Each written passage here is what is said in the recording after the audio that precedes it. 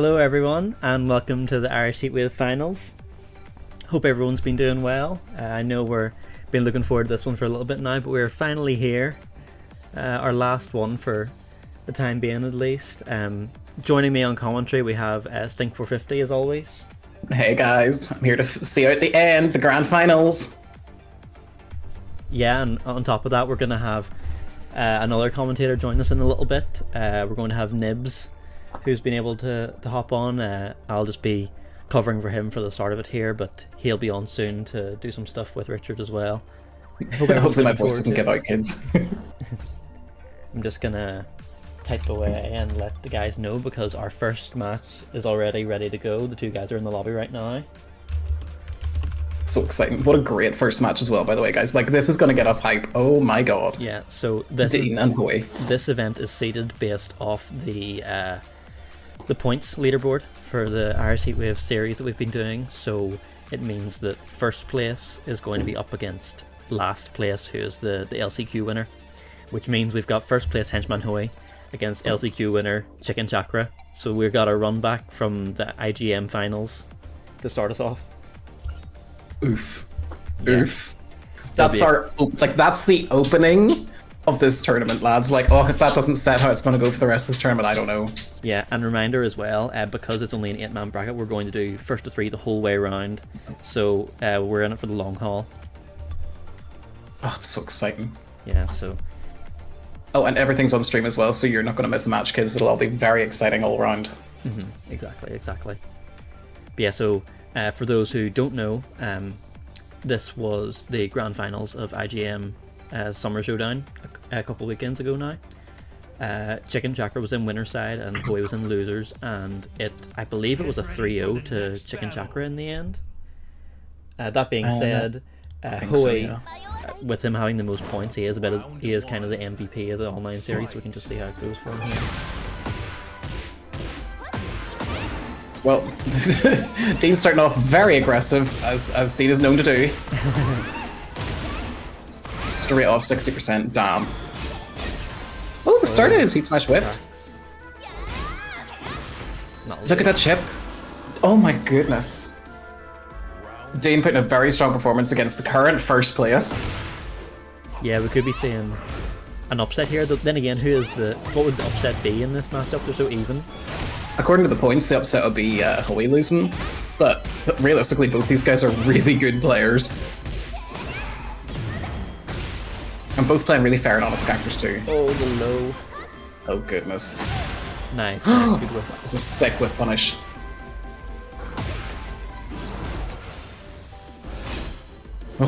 Oh, went under the down forward one. I think there's a slight sidestep for anybody who doesn't know. AOP has a slight sidestep to the right, and King's stuff you sidestep to the right, so he's really vulnerable to a lot of Xiaoyu stuff. I don't think she crushed it by crushing the mid. I think the sidestep screwed that over. Yeah, I'm more familiar with King this matchup from Tekken 7, and King was always historically an awful matchup for Xiaoyu. I don't know if it's been improved very much, but it doesn't seem like it has. I mean, his best mid poke, right? Down forward 1 he can't use.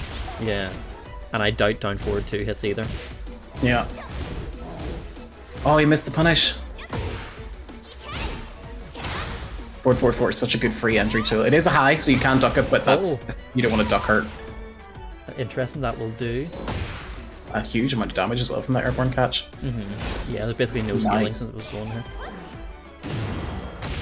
I worry about Hoey facing a wee bit of pressure here because he's usually known. Oh my goodness, another crush. He's known for quite a lot of good punishes and stuff, but he's missed 2 already, so I would worry. I don't know why that whiffed, kids, but I bet Hoey's glad. Never mind. I know. I was really expecting to see the heat smash in the back, which might have killed, but instead the jab jab going under Cali roll is just the classic. Unfortunate. And it's stomach churning. It makes you sick. Nice stuck. Nice. Still got life in him to start off. Yeah. It's interesting. I think Hoey was sort of feeling out the vibe at the start, and he's like, "Okay, I need to take the aggression back here," and that's what he's trying to do now. It is scary to press against Xiaoyu, but like, you can't win if you don't hit her. Do you know what I mean? You have to attack. No wall spot from that. You sidestep left. You gotta sidestep that forward 1-2, 1 forward 2-1, 1 plus to your right. Oh, and that'll do. Oh. Yeah. it was an awkward situation though. When your right side is to the wall like that, I don't know if you can avoid it. I don't think so. And I would imagine Dean, as a Zhao Yu aficionado, would know that, so he's been probably used it on purpose so he can't get away. Cheap. Oh. Very unbiased here, guys. Oh well, I'm sure we'll see a few cheap things from King as well. Don't get me wrong. Yeah. Doesn't reach Couldn't back. get his wall combo. Nice. Nice! Oh, doesn't wall spot either. Although Hoey proven to us he does have the knowledge. Oh, and that low again. Oh. I don't know if he's blocked a single one so far. I think Hoey needs to start rage arting a bit more as well. Dean presses a lot. If he starts forcing him to be more defensive with rage arts, it could be, you know, better for him. Yeah, good shot. Oh, nice delay. Into Very scary delay. Oh! Dean loves AOP 2-1 into the back turn, back into AOP, and it's really hard to deal with. Oh. Forward 4 went underneath. I think that's going to be the theme for this round, or these games. I thought he would press, but I didn't expect that. And the mid. Is that guaranteed there? That look he couldn't have blocked, because I can't imagine Hoey would have pressed the button there, right? I mean, he might have just blocked low. I'm not sure. Either way, these are two quick enough games to get us started here. Very impressive games so far from Dean, and I do think Hoey doesn't like playing against characters like this as well, so... He's still got life in the old dog yet, so he might make a comeback, you never know. But potentially final match here for Dean if he takes this. Yeah, the points leader going into losers off the bat would be quite a surprise. Yeah. Oh, nice. Oh, whiff punish. Oh. As you said, stomach churning really. Oh yeah. Must be bad for him as well. He couldn't even take his frames. Oh, he tried to jab, but... His stick jab was off axis as well. He doesn't have any good tracker moves to deal with this. Nice duck on the throw though from Dean, proving he's not all offense. The man's got some defense too. Nice power crush interrupts. Power crush will be a really good idea here. That was really clever from Dean. You see he did the sidestep to try and beat out that he was going to do sidestep 4, but then he did 1+2 instead. Yeah. Hoey not fall for it. Oh, the strings. Nice. Nice. That won't kill because of the float. Yeah, unfortunately, I think he did AOP at 3. Oh, nice. That was an insane reaction from Dean. How did he even know that was going to whiff? Holy moly. Yeah, I'm not sure if that was a great choice from Hoey going for the wild running 3+4 because he landed on the ground and it ended up, the turn was back in Dean's favour. Perhaps a wild running 3 might have worked out in his favour a bit more, but set point now for Dean. Oh god. It's -12 to 13. Dean taking a lot of fake turns here with the back turn 1+2s. He's not finished the string. I think it will. That didn't break the wall at all. Oh, I suppose Giant Swing doesn't break walls, does it? No, thank God. Can you imagine? I feel like Hoey would be quite happy if it did right now. Back one, an excellent choice there for the Jaguar. Oh. Okay, Snake. He got around Both back. these kids have whiff punishing. I'm very shocked that heat burst hit him when he was trying to do his heat smash, but he got it off anyway. No punish on Dean's sword 1+2. He could have got a launch there. Oh god, she's so tiny. For anybody who doesn't know, she does have a smaller hurt box.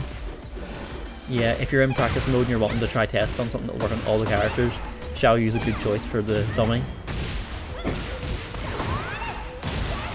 Gee, where's the damage? Oh, and straight into mix-up too. And another free mix-up here. And the low. The low's the right option to take because everybody knew the mid option was the safe one, so he wouldn't want to lose his turn again. But Japers straight away, Hoey into the loser side, who was current first place. Yeah, really strong stuff from Dean. We also saw that really strong performance like that from him in the LCQ last week. Yep. For, you know, since it was also he also beat Hoey 3-0 at the offline last weekend. I suppose people may have favoured Dean, but I think we can say that it was a little more one-sided than we thought it would be. Yeah. Because we know both these guys are good. Hoey has shown time and time again through the weeklies that, you know, he's a good player, he knows what he's doing, but that was quite a clean set there from Dean, it was surprising. Yeah, absolutely. I mean, I was watching Fergus' stream earlier today, an hour or two ago, and Hoey ran into Fergus unranked, and he beat him 2-1, you know? Oof. Like, Hoey is very good, but yeah, that was a potential winners finals matchup there, the top 2 on the points leaderboard, but that is not going to happen. Yeah, we probably should consider that an upset. I find it hard to consider them upsets just because I know everyone's so good, do you know what I mean? Yeah, I get you. Points wise, that's an upset. Player skill level wise, we know everybody's good, right? Okay, so our next match is just about ready to go here. Oh, these kids are on fire today. There's no waiting around here. Everybody's ready to get some blood on their hands. No, right? You love to see it. So what we've got outterest and Sleepy. So the two of these players are very evenly matched. outterest had a lot of. He's been the most consistent of all our players, I would say, or most of them at least. He's been getting some good performances. He's beat Raff here and there. He's had some really strong results, especially in the first few Irish Heatwaves. Sleepy has not entered too many of them, but he got some decent work done in the early ones, and at the last one especially, he beat Raff, he beat Hoey, he almost beat Fergus. And then he got... And he has beat Fergus in an offline. Yeah, and he got third at the recent offline there that outterest wasn't at, so... I'd say these two are the strongest up-and-comers we have had recently. Like, they're both just showed up and started taking names left, right, and centre. It's really cool to see. Them and freaking Fracker, by the way. Unfortunately, he couldn't enter today, but shout out to him as well. Personally, I think outterest might have the edge here, because he loves to do some knowledge checks, and I'd say Sleepy's biggest weakness in a lot of the games we've seen is a lack of knowledge for stuff, because I think this is his first Tekken game, so he just doesn't have like throwback knowledge from the old games, so he suffers a bit from matchup lack. Yes, I think you're right. I think when we saw him play some of the characters against some of the characters like Xiao Yu, we had noticed just not using the right punishes and so on. Okay, he's getting a set up the second round. Oh, very nice wall comp. Oh my god, that was a really sick conversion. One thing we're going to see from Sleepy is some electrics, because my man can fire them out very easily. I wonder if this is an X-Men custom. I don't know what character it would be though. The colours can be. Is this Wolverine Kazuya? Oh, nice stick jab. It could be Wolverine, I guess. Yeah, Gavin's been saying Wolverine as well. We've seen some Wolverine action out here. Devil Wolverine is a new character coming end of season 4 or season 1. Oh, nice. Oh, electric forward 2, disgusting. Oh, he just presses forward 3. outterest did not give a shit or a hoot. Okay, Tria's working out in his favor there. Oh, all of a sudden everybody's scared. I think outterest probably worried about keep out electrics. Oh, nice punish that. There we go. Oh, blue sparks, let's go.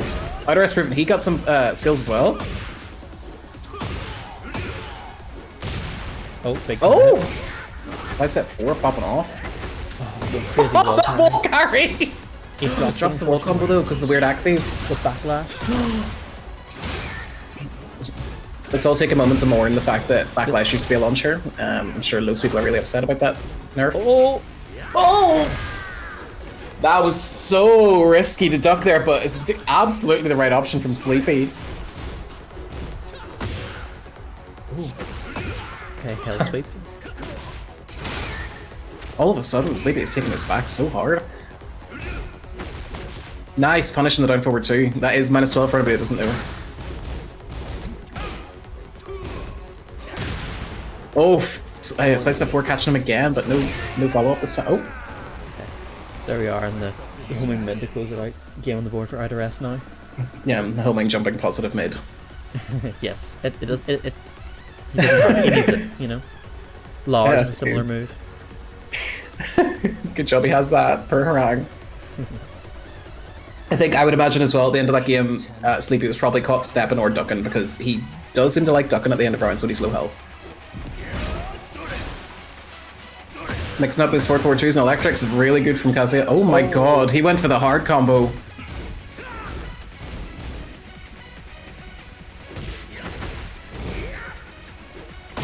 I wish I knew more about the inputs from Harang, but unfortunately we're just gonna have to say he kicked him. I'm like, he's doing things, lads, with his legs.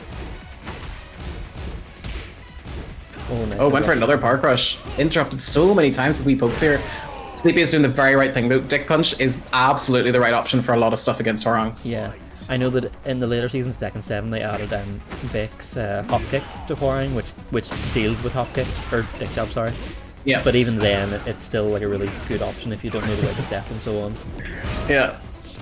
Oh. It will work a lot of the time, and obviously his like that track and mid and stuff's gonna beat your Dick Punch, but still use them.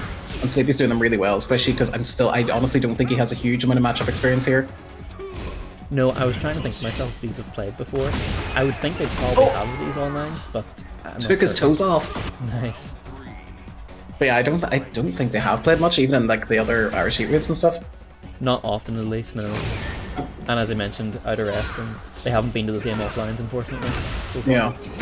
Oh, wall splat. Oh, that was such a call out from outterest. One more hit. And the mid, yeah.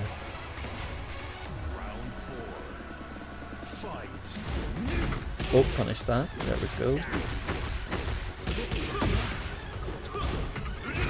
Oh, down for 2 with. Oh, we got some outterest fans in chat as well from Dean right here. Yeah, you'll love to see it.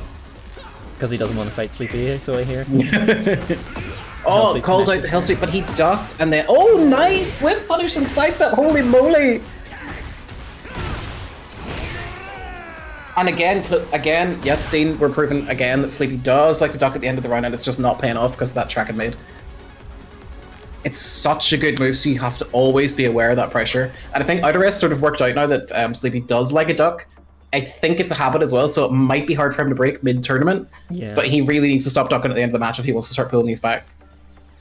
Outterest called him out far too many times for it. It seems as though we're just going to a different stage now. I don't imagine Sleepy has another character that I know of. Yeah. Yeah. Pull out Heihachi. Yes, I wonder if he'll try Heihachi. That's not a bad shout. Oh yes, we haven't touched on that on stream, but yeah, good reveal yesterday. Very unexpected. You love to see it. Yeah, there's no tackles to be seen. Not in a 10-mile radius. Not a tackle in sight. Yeah.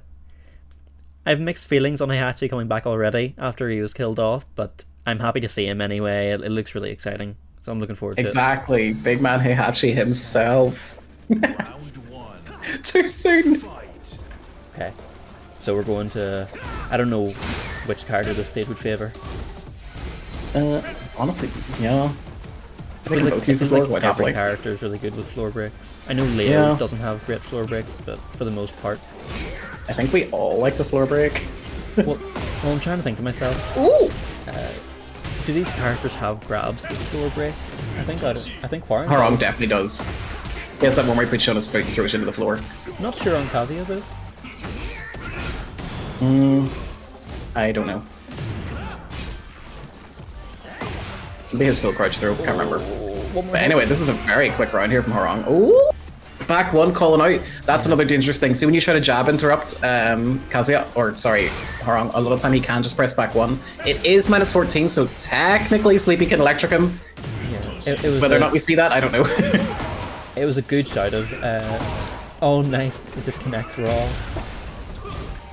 It's very scary because you're so used to, like, you see a Hell Sweep miss, you launch it, like, that's just what you do, right? So then when he has a third hit, you're just not ready. Nice! Whoa! Was that natural, that connected? That was 4 electrics! And we can't even accuse our man of using electors because we've seen him do it offline, so... Oh no, he's very consistent after we're going downstairs now. To the Tekken 6 stage, throwback. Interesting as well, we've had 2 rounds and no floor breaks until now. Normally them floor breaks be dropping in the first round. Yeah, because everyone's focusing on it. Yeah. Very scary situation. Nice throw break. Throw breaks are really hard because Harang has a full throw game for some reason. Oh, he's throwing out all the punches. outterest proven he has some matchup knowledge as well, because that's the second time or third time he's perfectly punished down forward 2. And it is it's a fast move, it's hard to punish sometimes. Oh, he missed the follow-up, he could have broke the floor with that. Oh. Sleepy said, my The hell sweep missed, Alt F4. Server connection lost. No hell sweep, no play. It seems like they all got kicked. Oh no, are the servers still up?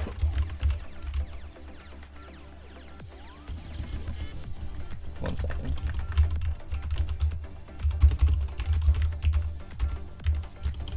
Not all the guys got thrown out, so they did. Seems like...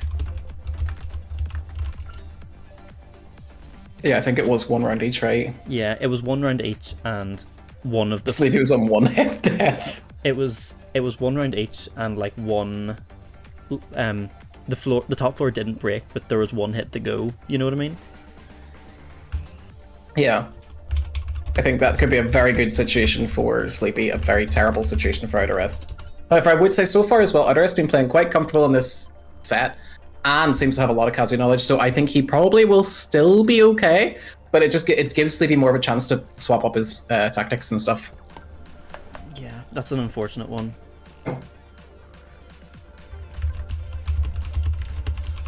Oh yeah, the top floor was broke. But I don't know how they're gonna re-break that. I mean, you could just do a couple throws. Yeah, I know that they were on the middle floor when the DC happened. I just thought at the start of that 3rd round they were still on the top. But either way, it'll work out. Just do like a throw each or something into the floor. Yeah. I understand their Yeah, apologies about this, but that's very unfortunate. It seems like they also DC'd at the exact same moment, so they didn't know how the interaction was going to... Please, Lydia, do not curse us. Let us finish the tournament. Go back to Poland for a wee while, like, we're busy. Yes, we don't know when Lydia is going to be dropping, but rumour has it it could be 11 PM, or it could be in the early hours in the morning. Hopefully it's earlier, so I can give her a try, because I really like Lydia in Tekken 7.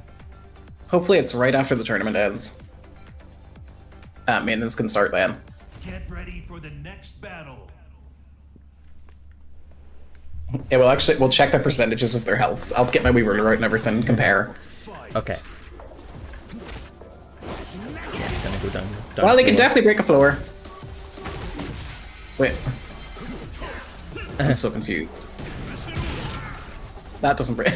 Well, either way, we'll get to... Oh yeah, because they needed the health back, or sorry, around each anyway, so they can break the floor doing that. I was being very stupid. Or it's a little hard to tell whether they're messing around or what. It looks like they are. Yeah. Either way. I think we're all learning. Please do not break the floor again. Because I don't have the energy. Okay, Sleepy take the round, and then Boring just use 4-3. A little bit of confusion there, but it all works out. Outterest be like, yeah, I've got the optimum way to kill you real fast, let's go. Got the speedrunning strats. Yeah. Okay. 4-3 all day. Back in the action now, thank goodness. Back at tourney. That might have thrown them off a wee bit, but I'm sure these kids know what's on the line here. Lots of honor and glory. If anything, Sleepy was just starting to wake up, so it might have shook him more. Yeah. Again, another perfect punish. Down forward 2 is hard to punish. Outterest is doing really well, just constantly 4-3 that. Nice. Although if anybody else has played Outterest here, my man has 4-3 on his fingertips all the time. Oh, I love that move. I love sidestep 2. It's death on block, but when it works, oh, so nice. This is a really weird combo. I have never seen a combo like that from Kazuya before, but I would imagine Sleepy knows what he's doing. Oh, it didn't actually get the hit. That would have killed. Smart choice, because his heat would have been gone. He blocked that Hellsweet crouch cancel back 3'd.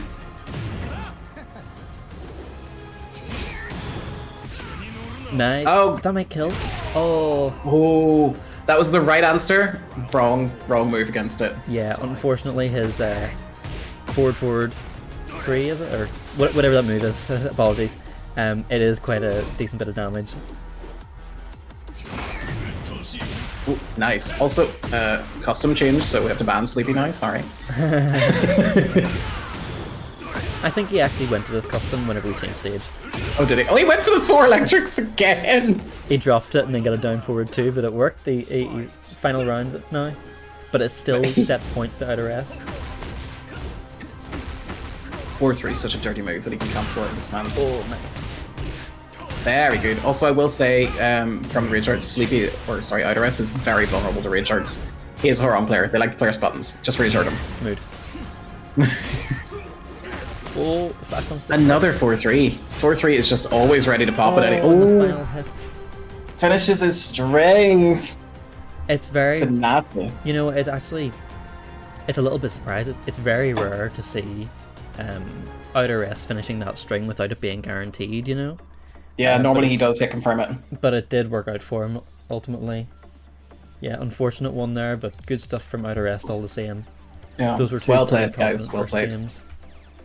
Also, yes, if you've just seen, Dean just posted the Matcherino code into chat, lads. Please donate to the cool kids that are competing in this tournament. They deserve all the monies. And there's loads of free codes you can claim. So you literally just log in, click the free code, and boom, that's like some money sent to them for competing and being cool.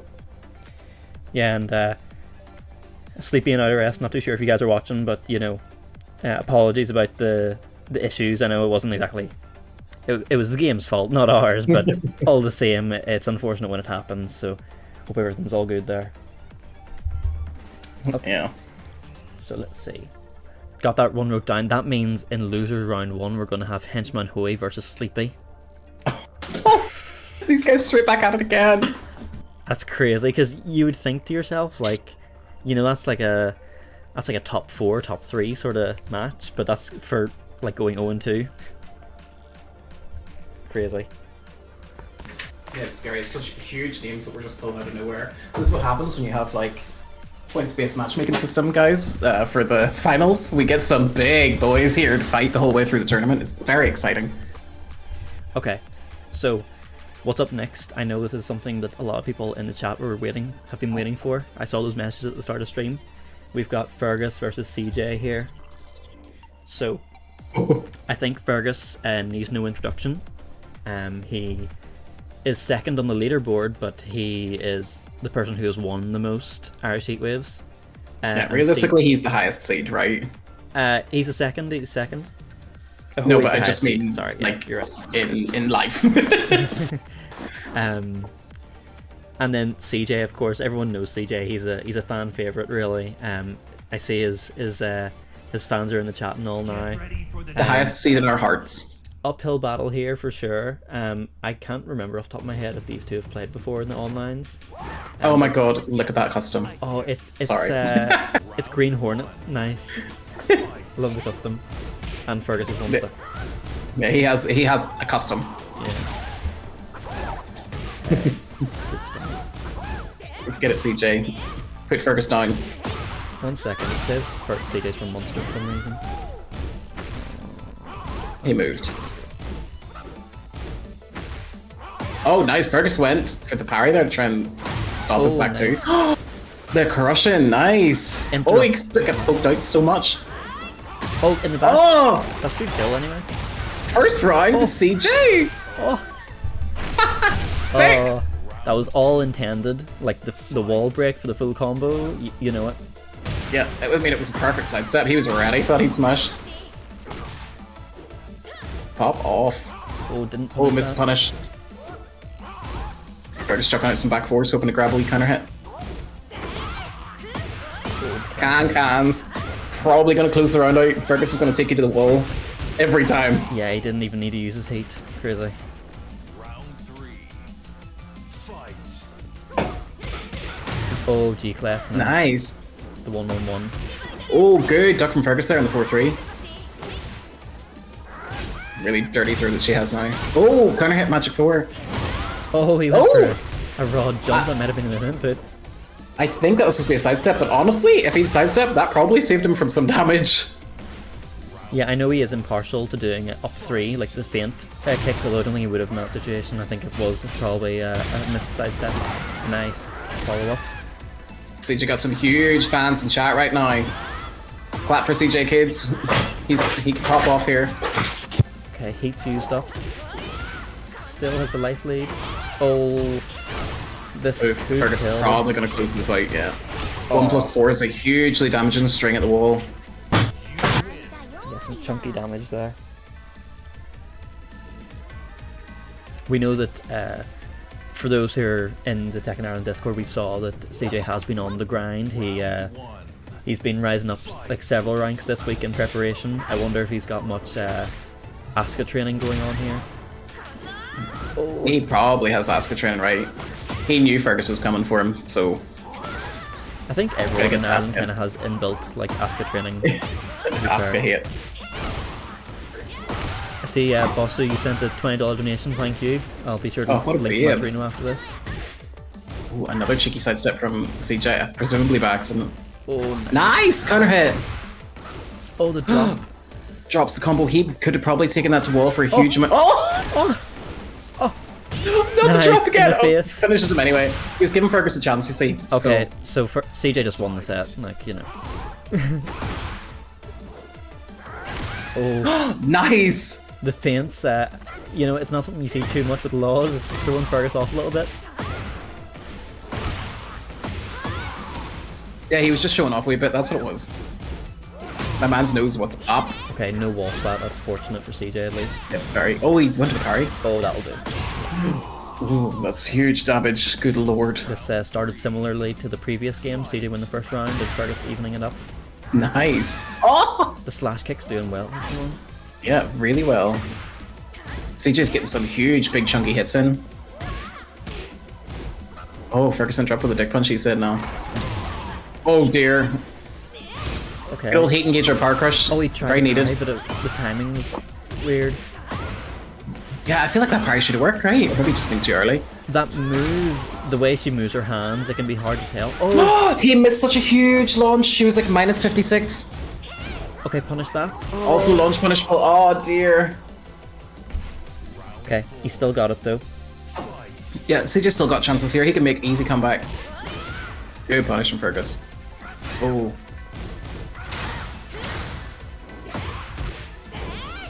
Oh, nice duck on the can-cans. Nice.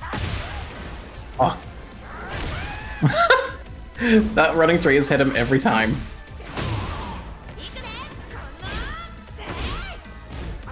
Yeah, recovering crouching was it's a bit silly. Oh, and the big punch parry. Very good parry from Fergus, I will say. Be the second game on the board. Both of these sets have had really strong moments from CJ. It's not one-sided, but yeah, Fergus just able to take over. I'd say as well, Fergus has a lot more experience dealing with situations like these. Like, he's not somebody that's going to get tilted and be like, oh, I ate this huge hit from somebody. He'll just keep playing to win. Round one. Fight. Oh, down forward 2 to start the round. And it landed. Wall break here from Fergus, maybe? Nope, he's saving the wall for later. Good step and duck from Fergus. Oh, he pressed into it this time. Oh, it doesn't launch crouchers, unfortunately. Oof. Mix. Free mix up for Ferg, yeah. That cheeky low is really hard to get away from. Oh, cancels his move, get into crouch and realign because of it. Huge damage. Fergus is using a lot. Oh, it was a good call out. He did a lot of lows before that, and then CJ just ducked straight into the forward 2. Oh, and just like that. Damn. Is that guaranteed, or was that CJ trying to get up? I'm not too I sure. think it's guaranteed if you try to get up. Right. Set point now for Fergus. Take it 3-0 to get into winner's semis. Back, forward, counter hit. Oh, Fergus has been fishing for those for a while. Oh, the jab's being stepped. I don't believe this will kill, but, you know, he'll be a step away. Yeah, this is thick and chunky damage right here. Oh, oh god. Oh, on the low. That low paid off for Fergus really well. Yeah, unfortunate one. Joker. Yeah. So Fergus takes it 3-0 and he moves on into winner's semis now as CJ heads down to the loser's bracket. GG's to both of them. Really well. It was, you know, you can see the kind of caliber of Fergus playing that game as well. He's just calling out everything. It's crazy. Yeah. Such a good player and really, really good fight back there from CJ. Fergus is a hard first opponent, like. Yeah, it is. Unfortunately, with how the points worked out, it did mean that he may have drawn the short end of the stick. One would say that Fergus is probably the favourite to win this, but Yeah, somebody has to fight him, like, so. Yeah, it's just how it goes. I Great think stuff it's an from- opportunity, right? It's an opportunity to play one of the best players in Tekken, so look at it like that, right? It's an opportunity. Yeah, I mean, great stuff from them anyway. Yeah, really well played. Yeah, we were. Yeah, I mean, the first round going to CJ in both those first couple games, and the scramble that was going on, the faint somersault and so on. Yeah, interesting for CJ as well to see like a lot of the feints and fake outs and stuff. Basically, all the feints and things he did worked out like every single time. So maybe incorporate a few more of those into his game plan and stuff. Just muck around with him with Law and do some nonsense, and it seems to work. So, as I was mentioning, big shout out to Bossu, who just donated $20 to the Match Reno prize pool. I'm just going to throw it into the chat here. First time today. So, the LCQ that we ran last week, the points and the codes for it, the money and the codes for it also contributed towards these finals here. So we have a decent few of the codes that are already claimed. But if you haven't, please consider claiming the free codes. They're entirely free. You just need a social media account to get on them, really. Yeah, it all goes towards the players. It's going to be top 3 for this event, and hoping to get a decent prize pool out of it for all these players' hard work. They deserve it. This is a long, way to get to these finals, and they put in a lot of work to get here, so they deserve. Because we have to remember, like, these are the top 8 guys from the tournaments that have been going on for like a couple of months now. It's a lot. They've been putting in win after win after win to get here. Yeah. So one of the things as well, just to note, Neilo he was in work. So he's having to start a little bit later, so I think he's just ready to go. So we're fortunate. We were ahead of schedule, but we've got it okay, so we should have time. This will be a very interesting match, because the winner of this will fight Fergus, and it's Raff versus Neilo. I'm sure they cannot wait. However, I will say as well, I know for a fact that Raff was looking into playing against some Fang, so he was practicing for this match, so I know he was. Yes, that's something that I was going to mention, because these two have played a decent bit in Tekken 7, and and that offlines as well. It usually does go towards Raff whenever they played, but the offline event we ran in Button Mash in May, Neilo won the event in the end. I believe he beat Raff in winners and losers side. So, as you say, I'm not too surprised. He's been brushing up on his Fang knowledge, and I don't believe the two of these have played since. I don't imagine so. But also, shout out to Neilo for coming here. Like, my man's is coming here from like straight from work or whatever. So. Oh yeah. Straight out of work, straight onto the Tekken tourneys. Props to him. Couldn't be you. Yeah, exactly. Got the Majima custom as always. You love to see it. Or circle back 1 counter hit straight off the bat. Some back 2-4 mix-ups. Or carry, sorry. Breaking the wall already. Quick start to it. Or 10 seconds in, he's half health bar down, the wall's gone. Cheeky back turn mix-up is hard to deal with from... Raff ducked there for the sidestep 4, expecting sidestep forward with the snake edge, but didn't get it, got mid instead. Really good whiff punish! Okay, won't kill here, but it'll do loads. Oh, he went for follow-up instead, taunt. He tried to bait, because if he'd landed that taunt, he would have killed. Oh, the down back 3 killed! It did. Shout out to Gav, by the way. I saw the $35 donations. Props. Thank you so much. Another legend amongst us. Oh my god, what a babe. You'll be able, if you go to Button Mash, you'll be able to see not only Gav, but the 2 of these players this weekend. And us. Oh, the sweep. Neilo doing a really, really good job right now to match Raff's pace. Oh, the orbital is cancelling it. Scary. Jumping is the right option. You can jump it, kind of like the way you could jump Gigas's ult or Rage Drive in Tekken 7. You can jump out of the effect of it. It's very brave of him to do dick jabs and that sort of thing, because I was waiting for Neil to do the jump again, but it didn't happen. And round war to Raff now, evened up. I think when you're stuck against the wall against Brian, sometimes it's really hard to like know when to press because he's so many counter hits. Oh, tell me about it. Not to mention taunt, right? And back 4. Yeah, exactly. You can't block and you can't press because of counter hits, so it's really scary position. Oh, loads of damage here. He's going for the damage this time instead of... Damn, up back 2. Oh, nice stab on the park rush and the forward 2-1-2 string in the back. Oof. Also, I'm gonna call out Raff for a second because he tried to do the taunt dash there and he got a throw instead. So I saw that.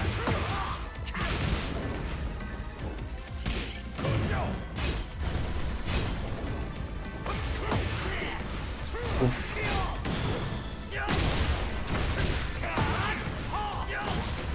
Damn, this is a really impressive round. Oh my god. Raff just made all the wrong 50-50 guesses.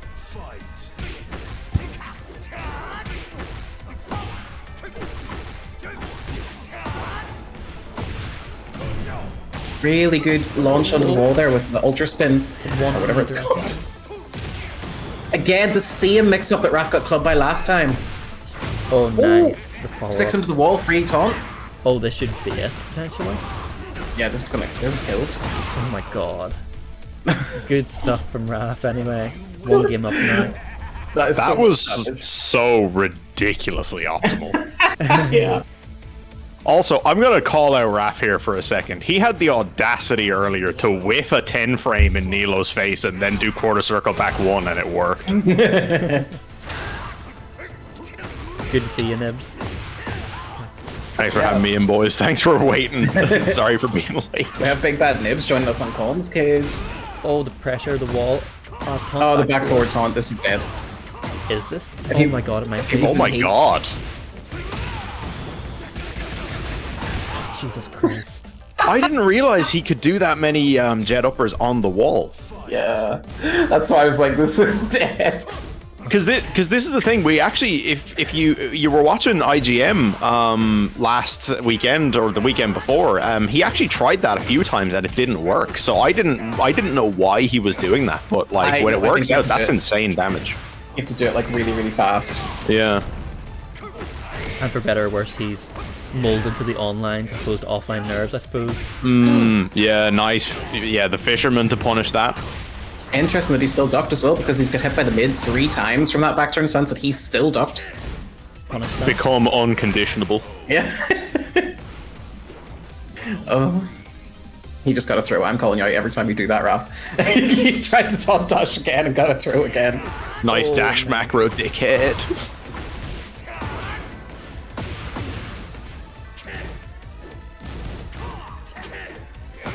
For anybody that doesn't know, if you keep holding forward while you press your taunt, you'll get a throw instead. So you have to like tap throw forward and then taunt.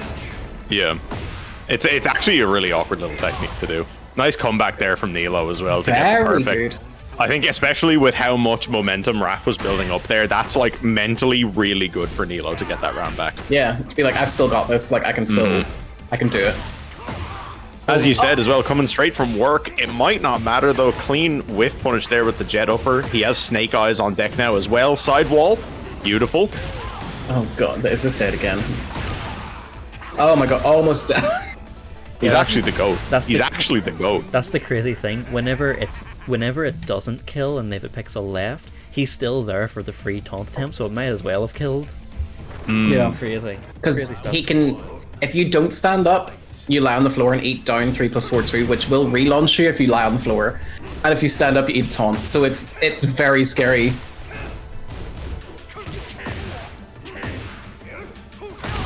Oh, the trade. Nice duck. Oh, duck. That was really unfortunate. They missed the punish on the duck quarter circle back 1. But It's it doesn't such matter. a difficult move to punish though. It's very fast. Fish hook Down forward 4. Round 2. Fight. Okay. Neil's still got life in him, but he's got a mountain to climb here. Oh, nice sweep. That was brave to do that as well, because Raff ducked it last time and he stuck every single time he's been in back turn. Oh. There's an awkward situation though. Yeah, might not have the combo kill. And now look at his health coming back. Oh, Oh my god, they're both one shot now. nice. Didn't press on that string, which is very good because a lot of people press there. Oh, nice, didn't duck for the low. This is scary. Look how much damage all of a sudden. Like, Raff pulled this back so hard this round. Oh should do my it. god, just like that. The Brian Electric to finish it out. The Brian Electric, I suppose, in some ways, it can feel like one, can't it? It's a range 4 Electric, let's go. That's the thing that gets me the most about it. It's like whatever about the speed of the move, it's how far it actually travels.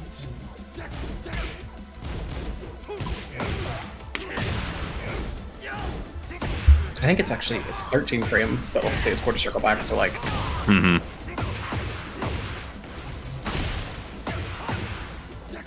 Damn, this is so impressive, right? Oh my god! No, everything Raff pressed was working there, and he's looking pretty good here. Can he take the set, or can Neilo start bringing it back? I know Raff has been putting in the work recently on Tekken, like he's been playing so much, probably getting ready for this tournament, and it's showing.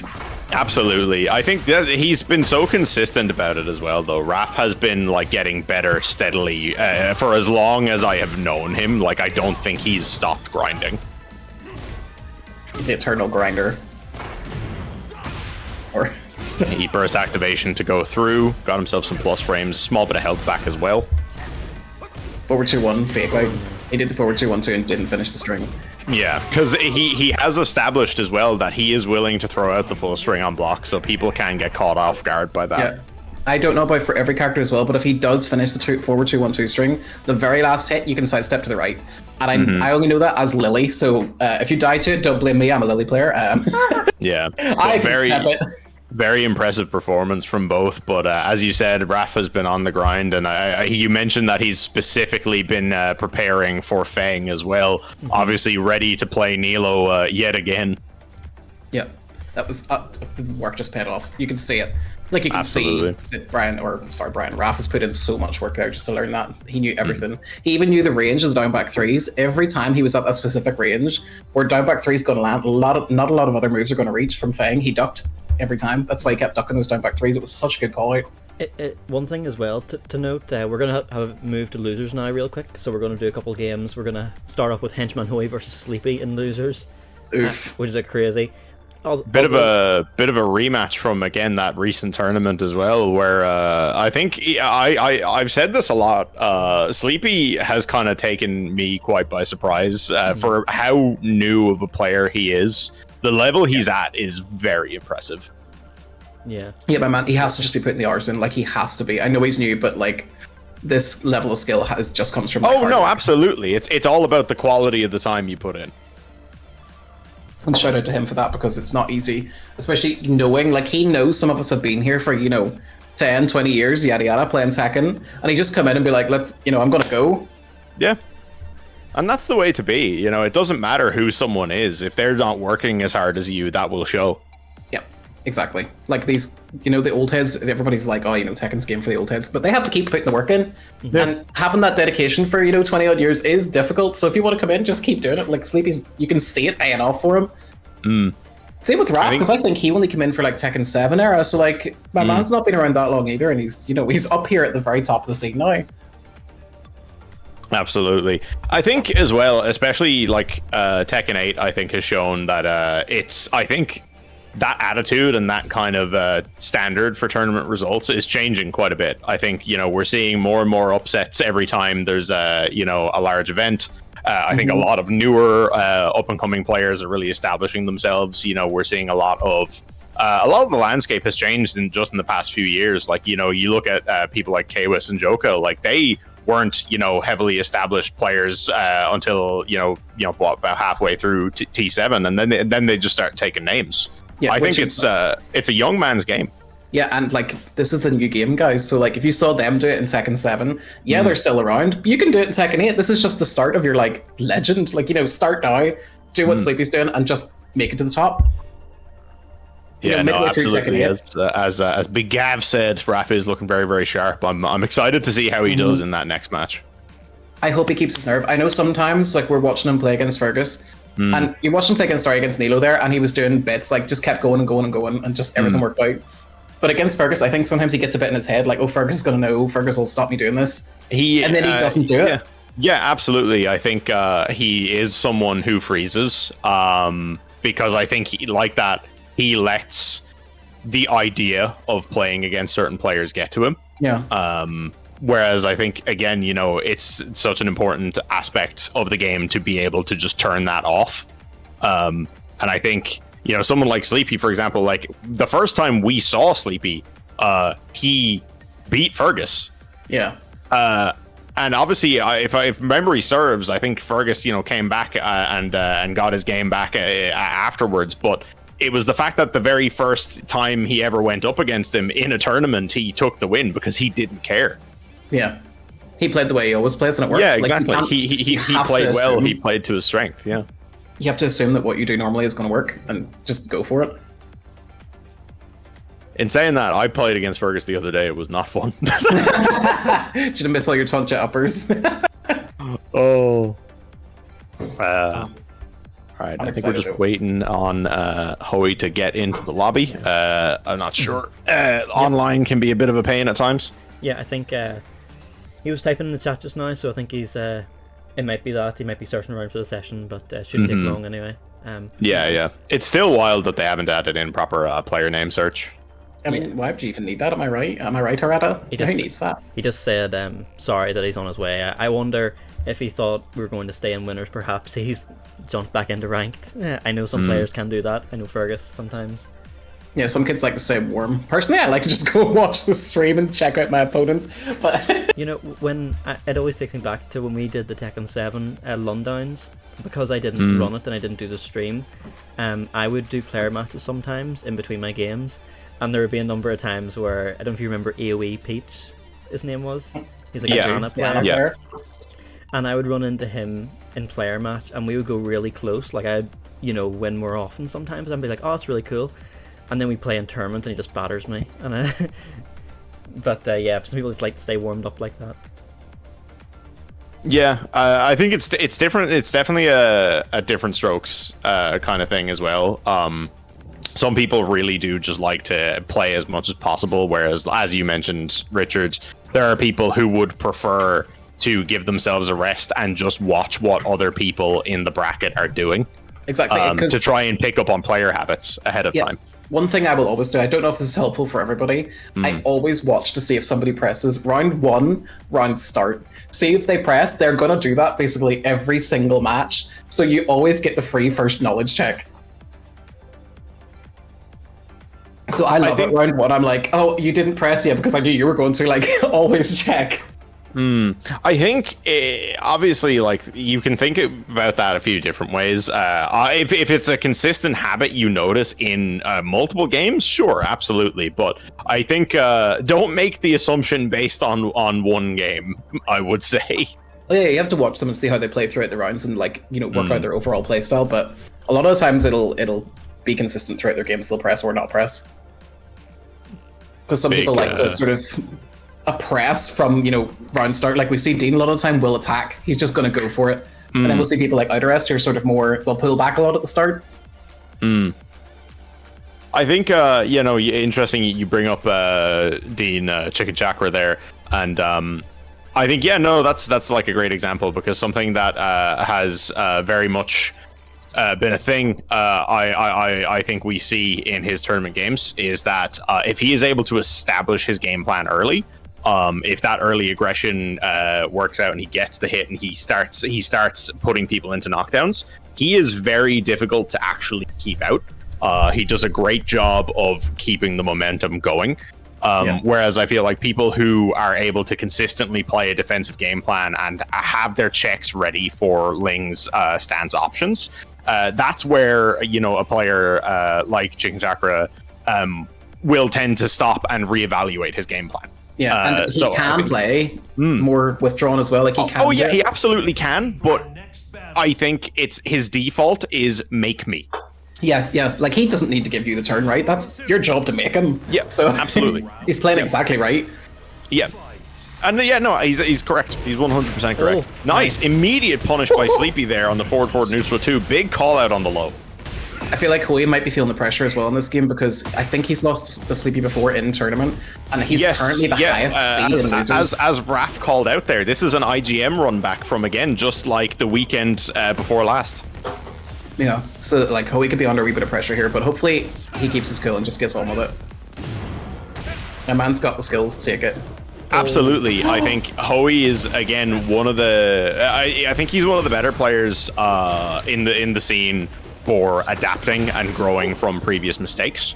Funny enough, ChickenChakra actually called that out because obviously they played at IGM and ChickenChakra took that quite convincingly, and then afterwards they played and Hoey apparently did much better. So I'm interested to see if he has any new tools here for the Kaz matchup. Yeah. My man also adapts really quickly in the middle of sets as well. Like Absolutely, yeah. So fast. He thinks about the game very proactively. It's genuinely, if you ever get the chance, if you're a newer player and you meet Hoey at locals, speak to him about your matches. He has a lot to say, and he's genuinely a very interesting person to speak to. No break on this. Nice. I still Stretch don't know him. what it is. Stretch him. I think it's a 1+2 break for the second part of that. You saw how he went for the forward 2 check after that chain throw. There are a couple of different options. He was hoping that Sleepy would have opted for a get up that would have got clipped in the back. Unfortunately for Hoey, he delayed a roll away. Rayjar will go through the hell sweep here. I don't know if this is dead. I don't think it. I don't think. Yeah, I don't think it's dead. It'll be close, but I don't know.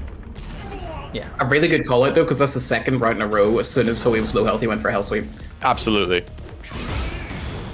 Very good saved him from death there. Yeah, absolutely. Having heat there. Nice. The sidestep alley kick. That is an interesting call out there as well, because that's a habit I think I have noticed with Sleepy, is he opts for hell sweep at times when he doesn't need to.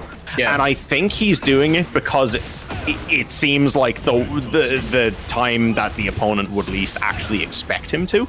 Yeah. It makes it, but he also does other risky things at round end as well, like the 4 electrics and stuff, which he did drop an older one in older sets there. Yeah, absolutely. It's like risky stuff when he doesn't have to, which is maybe going to let him down a few times. Okay, this should, Oof. Blow up Scaling might save his life here.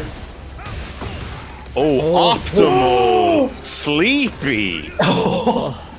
My man's was ready for that weird side splat nonsense.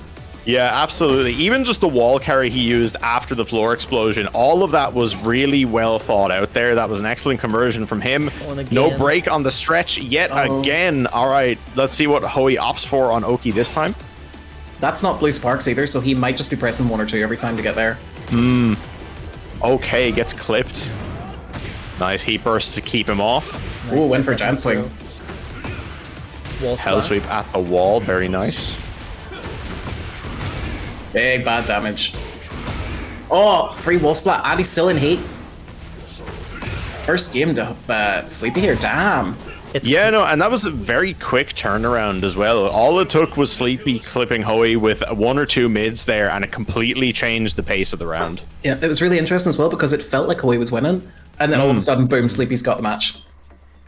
It's crazy that one of these players are going to go 0-2 right here, and Hoey's on the back foot right now. Can see what he does. Absolutely. Yeah, neither of these guys have probably ever gone 0-2 in a tournament in their lives. Yeah, this is a special, so I wouldn't think less of yourself if you do.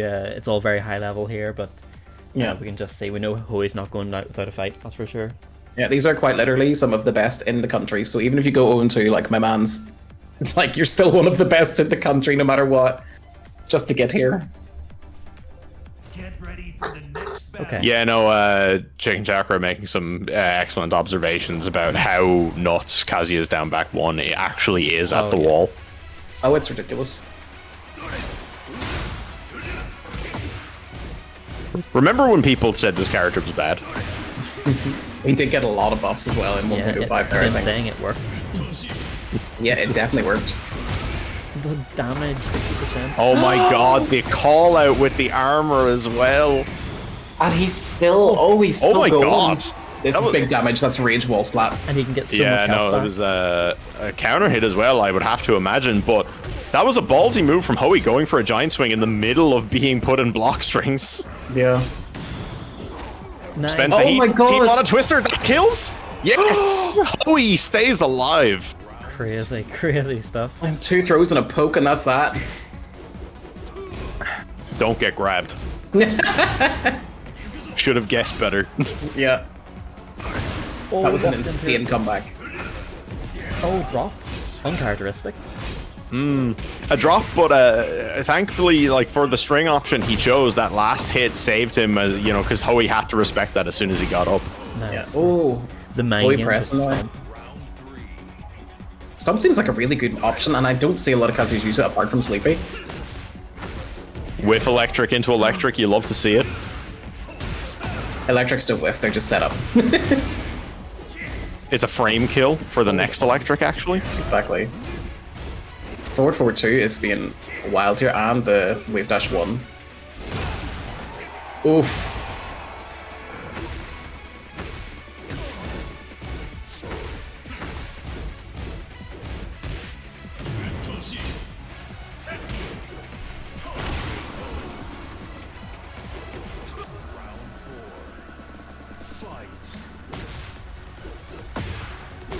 Oh, called him out with the mid instead of the neutral 2 this time.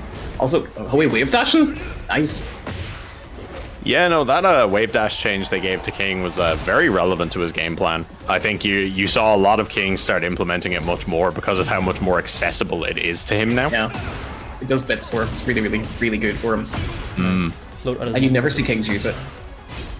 Because that was like prior to the change, it was very, very difficult to do.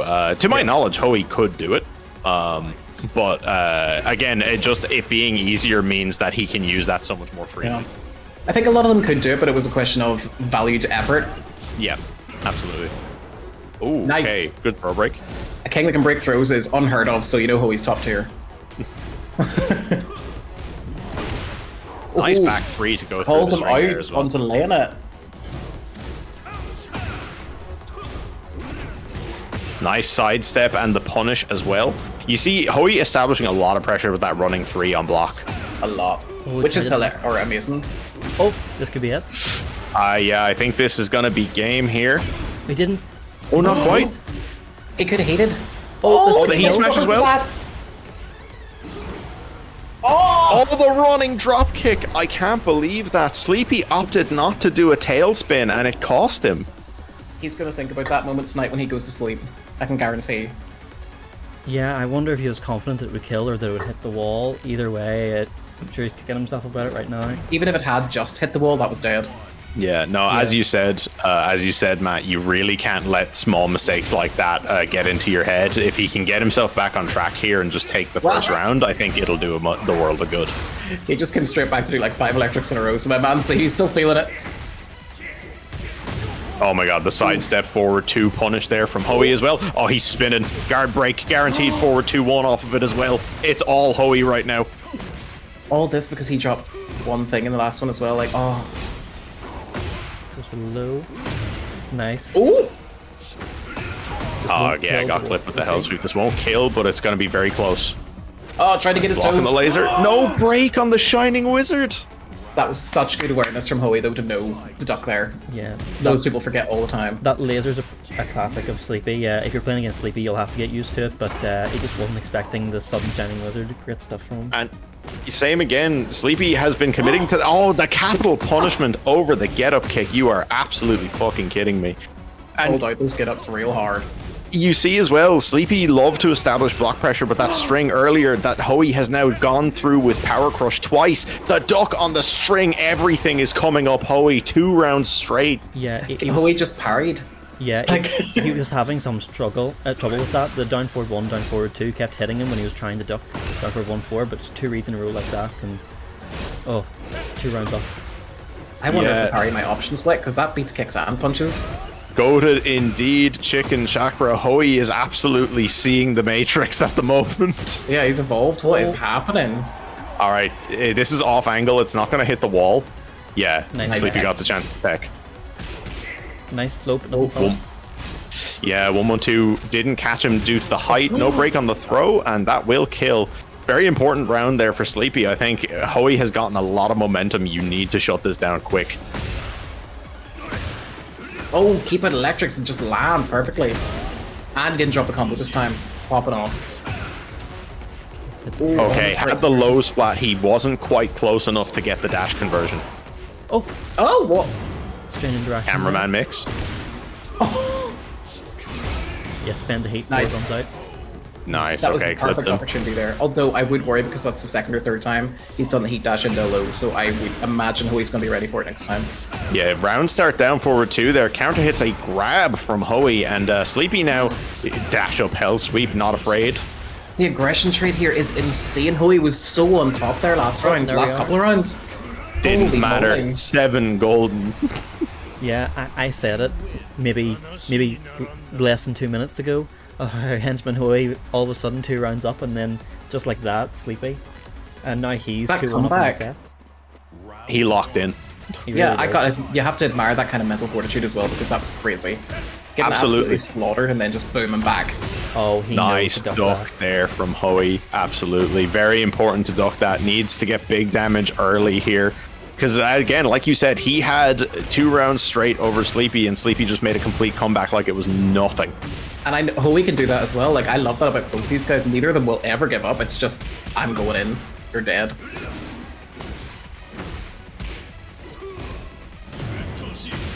Ooh. Oh, didn't spend heat. Okay, whiffs the power crush. Nice. Okay, he got grabbed for it that time as well. Grab was the perfect option to call him out for doing that a second time. Sleepy does love to do it twice as well. Yeah, because a lot of people are expecting, you know, you're not going to expect that. People think they can come in and press buttons when he whiffs. The Oh fear my of the god. Hellstreak. Waivu nothing. The true mix-up. Holy moly. He's just nothing but positive. This is terrifying right now. Nice. Really good punish on that. Jeepers. Nice. Good This stuff. is- He's Instant making while it standing 4. Yeah, making it impossible for Hoey to get in at all. And a good punish on the down forward 2. Can't let him get away with that. Yeah. Is he going to go for the stretch yet again? He is. Yep. For as much as Sleepy loves to throw out some hell sweeps, it's really good for him last round there, just to keep it small, keep it safe, and close it out. It's good to see he has that Nice. between. Yeah, absolutely. It worked out excellently for him. Plus, I think he was probably trying to feel out if Hoey was ready to react to something as well, you know? Oh, Oh, DDT. Chases him down with the crouch dash. Oh, catches him with the up 1+2. He's alive. This will be the sickest comeback in history. yeah, no grey help. Yeah. Not gonna happen. Clean alley kick there for Hoey. Again, a lot of people afraid to use a low to end rounds, but sometimes it's the simplest thing to do. Yeah, both these guys are very happy to use lows, actually. Yeah, it was Surprising. pointed out earlier that Sleepy really is comfortable using hell sweeps whenever he wants. Yeah. Oh, he stepped the right way, but it hit him. He must have pressed something. Punished. Ooh, 1+2 too. That'll do. Again, a wee bit of Good lack of duck. matchup knowledge there from Sleepy. Oh, Okay, counter he hit. heard the counter hit sound as well for the giant swing. And wall. Ooh, Big damage on the that's wall. chunks. Hoey probably going to try and finish with a throw here, I would imagine. Nice back Jaguar step to bait the whiff, and he gets the forward 2 punish as well. Solid comeback there from Hoey. I was very confused by what Hoey was doing towards the end of that round, because it was a lot of Sleepy was whiffing some attacks. He ducked under Sleepy's down forward 1-4 into nothing, and I had wondered what he was doing, if he was trying to intimidate him. All of a sudden, giant swing to the wall. I was like, oh, that's what he was waiting for. All right. Interesting change of pace as well. That round, or those rounds there, were much slower than the previous. No, absolutely down to the wire here. I believe we're Nice. 2-2 now at this point We as well. are. Yeah, this one's for all the marbles, boys. They're Oh, fighting and for again, their lives. Immediately into the chain throw. And I like this from Hoey. It's been established that Sleepy does not know how to break this. Yeah. If you can't break it, abuse it. Yeah, he hit that on me a couple times at the offline as well. I know how it feels. I like that. The running nothing from Hoey, and then he just presses him down with pokes. Sleepy was very afraid there at the end. Didn't punish that. Run start down forward 2. Nice down back forwards. There, he back and forwards.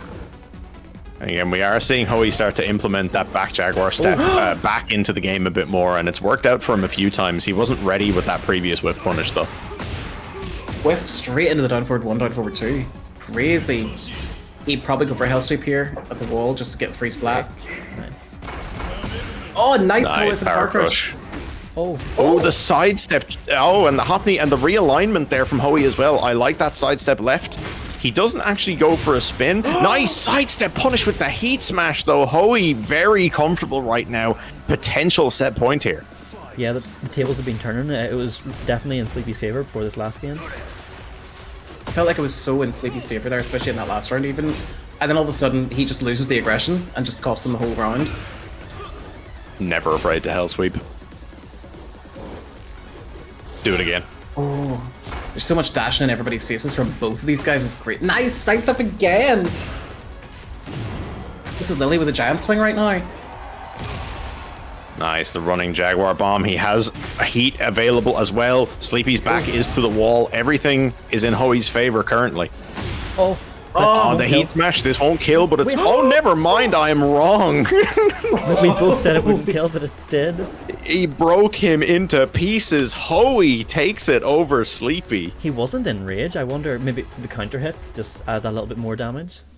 Yeah, sometimes it's just that small little touch and it's enough. But yeah, very well played to both guys. That was such an impressive set. There was so much adaptation back and forth, but I think what it really came down to in the end, you mentioned it yourself, Richard, is the amount of lateral movement we saw Hoey start to implement. I think his sidestep game in those last 2 games in particular really just stepped it up. And he had Sleepy's timings. He was just catching him on linear options a lot. Yeah, I think he'd noticed Sleepy liked to do jab, get out, dick jab to get out of things, and when he's getting off the floor, a lot of get-up kicks. Yeah, all of those are so linear. So every single time, Hoey was just like, "Oh, you want a jab? I'm away," and they just killed him for it. It was like it was college because he's not reacting to a jab to punish him, right, or anything like that. Yeah, he's ready for it every time to be like, "Right, you do it, dead." So it's really good reads from Hoey the whole time. Yeah, yeah, absolutely. I think that's something you hear kind of top players talk about a lot. It's you're not reacting. Yeah, as you said, you're not reacting to the jab. You're reacting to the fact that you were ready for them to move. Yeah, and it's that situation of if you're prepared to condition someone, you're prepared to go for that sidestep, go for that back Jaguar step. The second you see their character flinch for any reason, you just have your punish ready. And Hoey was very locked in with that at the end. The sidestep hop knee really blew up Sleepy big time. And I think from there it was just all gravy. It was also good reads for him to constantly use the big stretchy throw. I think it's called King's Bridge, I can't remember, but like just to constantly abuse that when he knows Sleepy's not going to break it. It's the right thing to do. You might feel like a bit of an ass doing it, right? Like sometimes you do, but you're here to win. No, absolutely. I don't think Hoey feels like an ass in the slightest. If you're going to let him do something, he's going to do it. Exactly. But yeah, big shout outs there. As just saw someone pointed out, but thank you very much to Yervil for the $10 contribution as well, guys. The prize pool is now over $100. It's currently at $103.25. I'm just going to refresh. I think we still have some Matcherino codes left as well. We do indeed. There's 17. So you see the Matcherino link in the chat there, guys. If you click on that and then you click the claim code button, you can log in with your Twitch account, your YouTube, several other things, Twitter as well. It's completely free. You add 25 cents to the prize pool, and you can do that with multiple different accounts as well. So if anyone hasn't done it yet, that would be hugely appreciated. The money is all going to the players. But here we go. We have Neilo in the lobby going up against CJ. CJ, the people's champ from earlier. Obviously, he had a very good showing against Fergus. Fergus took that in the end 3-0. But, I believe in CJ. I think he's been doing some work recently. His law has improved massively. And I'm very interested to see how he does here now. Neilo obviously had a solid showing against Raff. I think for someone who literally just got in the door from work, very, very impressive. And he's had a bit of time to think about that now. He's had a bit of time to rest. I'm curious to see if Neilo's a bit fired up after that loss. Yeah. I mean, he'd have to be, right? Although I would say, like, you're said about CJ putting in the work. I think Neilo's put in the work as well. Like, he's been playing from Tekken 7, and we've seen him be, relatively consistent across tournaments in Tekken 7. But watching him play now, he's improved significantly just in the short, lifespan of Tekken 8. So, shout out to both these guys for putting in the work here. Yes, I mean... The improvements are visible. I think from what Neilo had said, he hadn't won a proper Tekken 7 or Tekken 8 tournament previously, but then he won Button Mash in May, and he just won Leaside Collision in July there, so a lot of great stuff from both of these players recently. Yeah, absolutely. I think it's just, if you're determined, if you're putting that time in, if you're really putting in the work to not only like improve, you know, your performance on your character, but if you're getting familiar with the matchups and the game systems, which I think is, you know, massively important for Heat and Tekken 8, it'll do you the world of good. I mean, you have to be ready for them, right? Yeah. You have to get used to the new systems, and so far CJ getting used to the new system is much better than Neilo in this first round. We saw there at the end, Neilo tried to actually pop Heat Burst to interrupt CJ's string, but he didn't have enough health to armor through it, so he got killed through it in the end. Wall explosion here from CJ, and he pops the Heat Burst. I like that. You see, he did the Heat Burst, and then he just hit him with a Dragon Hammer for the spike. Sometimes, if you have a scaled combo already, it's better to just go for a spike rather than trying to extend it further, because he wouldn't have gotten much damage, and he would have pushed Neilo far away. Yeah, big dinner. CJ got 2 rounds in the board already. It's also worth noting. Oh my god, the step cancels as well. Mr. Fancy. Yeah, some great and the combos optimal here. wall. CJ's like, yeah, I've been practicing. Watch this. Oh, nice low party on number 3. Nice, the blue sparks. Oh, the disrespect. Get his toes. And the Nice stuff there. Solid game 1 for CJ. 3 rounds straight. You love to see it. Yeah. Very impressive game there from CJ. Oh my goodness. One thing to note as well is that I believe Neilo winning the previous Leaside Collision, it was Death Menu that he beat in Grand Finals. So he does have some law experience at the very least, whereas Absolutely. CJ with Feng, I'm not as sure, but it's working out quite well for him at the start. Yeah, nice counter hit Dragon Hammer there as well, and the Heat Burst to make sure he got it like that. And yeah, goes for the Heat Dash extension into the Stomp. A lot of damage. Not sure about the use of the extra Heat Dash at the end, but still big damage from overall. Yeah, and you see here Neilo very quickly healing back a lot of Grey Life here. And I would agree, I think he should have done something similar to the previous game. I think going for a Dragon Hammer to spike him close would have been better to hold the heat. But here we are. Neilo gets a round back on the board. He's got to feel good about that. Yeah. Straight back from a 3-0 to get the first round is always a good feeling. Nice power crush through. That's the same mix-up Neilo did a lot against Raff, and it hit Raff every time as well, so everybody has to be ready for that back-turn power crush after the shoulder. Nice, beautiful stuff there. Neilo now working on potentially taking a 3-round game himself. Can he tie it up here? Yeah, a couple unfortunate things there. I noticed that CJ only got a jab punish on Nilo's shoulder, and he got to take advantage of those situations. Yeah, that's very launch punishable. I think it's -18 for anybody that's unsure about how punishable it is. Yeah, you saw the throw attempt there from CJ. Clipped with the heat burst. Both of them have heat available. CJ chooses to spend it for the plus frame. Have to compliment CJ's movement there as well. He purposely kept sidestepping left just to get away from the wall. Always a good idea to stay away from the exploding walls. Yeah, nice sidestep right there. CJ wasn't ready with the punish, but he clips him. Oh, he did the lost special. The down 2-3 classic. That's bound to be tilting. Just jab into down 2-3. You love to see it. Hop kick floats him out of the running 3 there, but doesn't get anything from it. Beautiful launch punish. Yeah, Neil's low sweeps going back to bite him now. Okay. Oh, good punish on the nunchucks. Nice. Heat active for Neilo here as well. A little off axis. I like that. Yeah, he sidestepped immediately to try and make sure that CJ's back was to the explosive. Yeah, both these guys doing really well with their positional awareness. And yeah, no, Neilo manages to take that game, tie it up 1-1. That was good. CJ should still be happy with that though, because he won the first round 3-0, and the second round, or the second match, sorry, that Neilo won there, it was like really close. It wasn't just a Neilo getting 3-0, so it wasn't just adaptations. It meant CJ was adapting as well. Yeah, like absolutely. Live. Yeah, I think kind of that's a good call out as well. If he had gotten 3-0'd straight back, then you know it wouldn't have really said much. But the fact that he got the round on the board means that he's very much still in it. He is figuring things out. I think, as you mentioned earlier, though, it's very important to see if he can adjust to that back turn mix-up that Neilo has been using, because that power crush is very oppressive. It's always like when Fang's back turn, it's a frightening situation, right? But you have to deal with it one way or another. Yeah, no, very solid use of heat there by CJ. Optimized his damage very nicely. Good sidestep again, and that's the second time we've seen CJ do a sidestep right against a big option from Neilo and just not be ready to punish him for it. He didn't commit to the bad punish either. Yeah, no punish on the down back 3. I think a lot of the time CJ might be ducking or sidestepping out of like habit or because he feels like it's a good place rather than actually looking for a move to punish. Yeah. And again gets caught by a bit too eager to press. Oh, down back 3, round start. Again, nice. This nice, time okay, yeah, I was ready for it that time. Punishes. Stomp.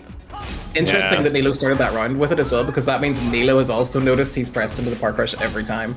Yeah, and I think you'd have to imagine he's probably going to slow it down, given that the previous attempt got punished. You know, he's smart enough to know that that's in CJ's head now. Nice combo to finish that one off. Very well played there. Oh, the stomp round start. Oh my god, the counter hit. Could have been a bigger conversion, yeah. I don't think anybody was ready for that jump. Oh, nice. The backflip there avoided Neilo's heat. Nice sidestep again. No launch, only a quick low.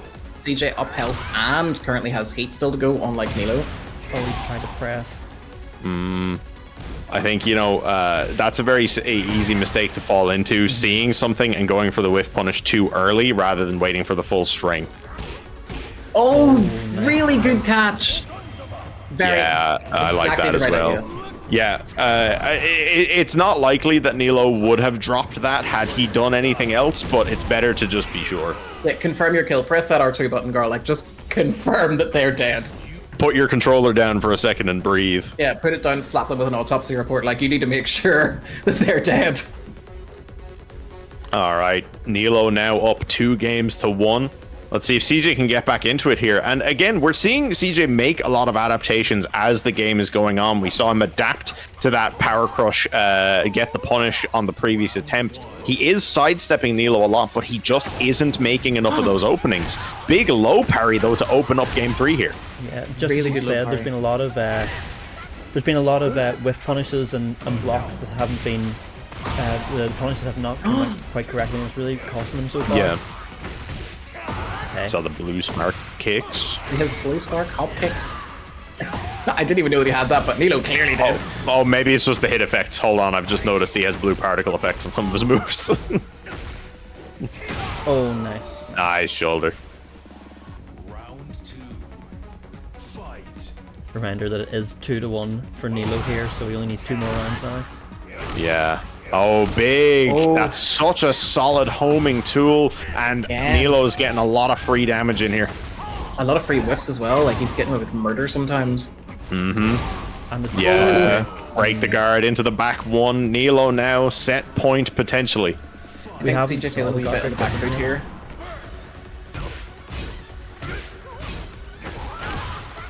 Nice. Oh dear, he dropped a combo again. Gets another from him for free. Nice.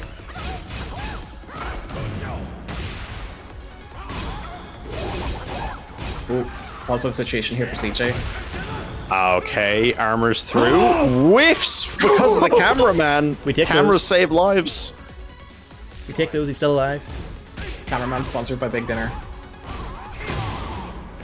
Oof, really good punish there. Nice wall carry. And sidestep to realign.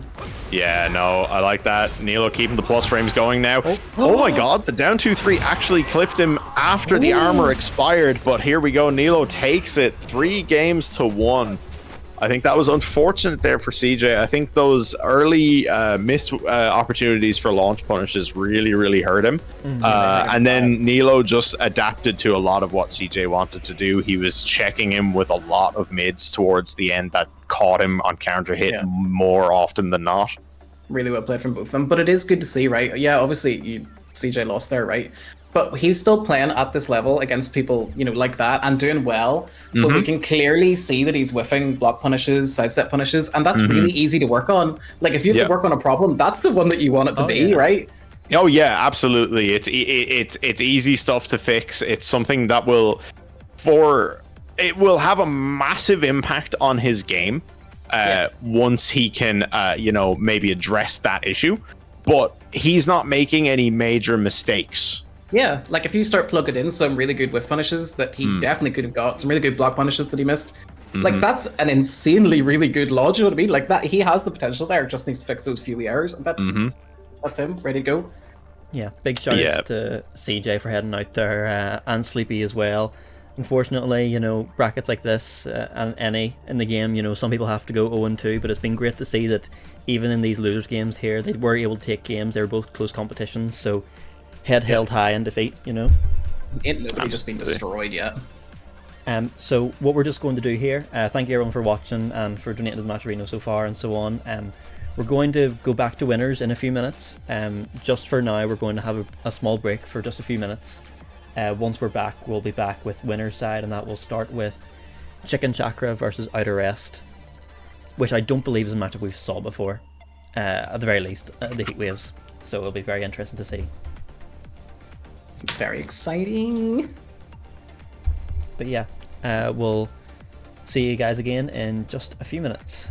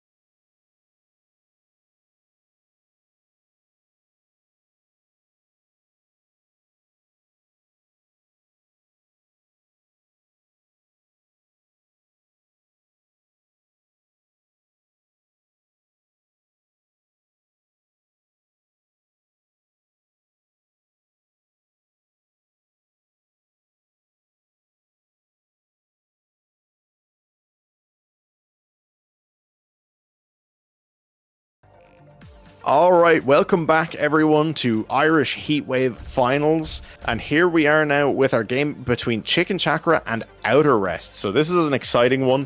ChickenChakra, of course, has been doing absolute work between Irish Heatwave and offline events such as Button Mash. Obviously, recently at IGM took the win. outterest, no slouch though, a very impressive Hwoarang player. So I'm very excited to see how the matchup goes. Richard, I think you're a bit more familiar with outterest. What would you be expecting out of this matchup here?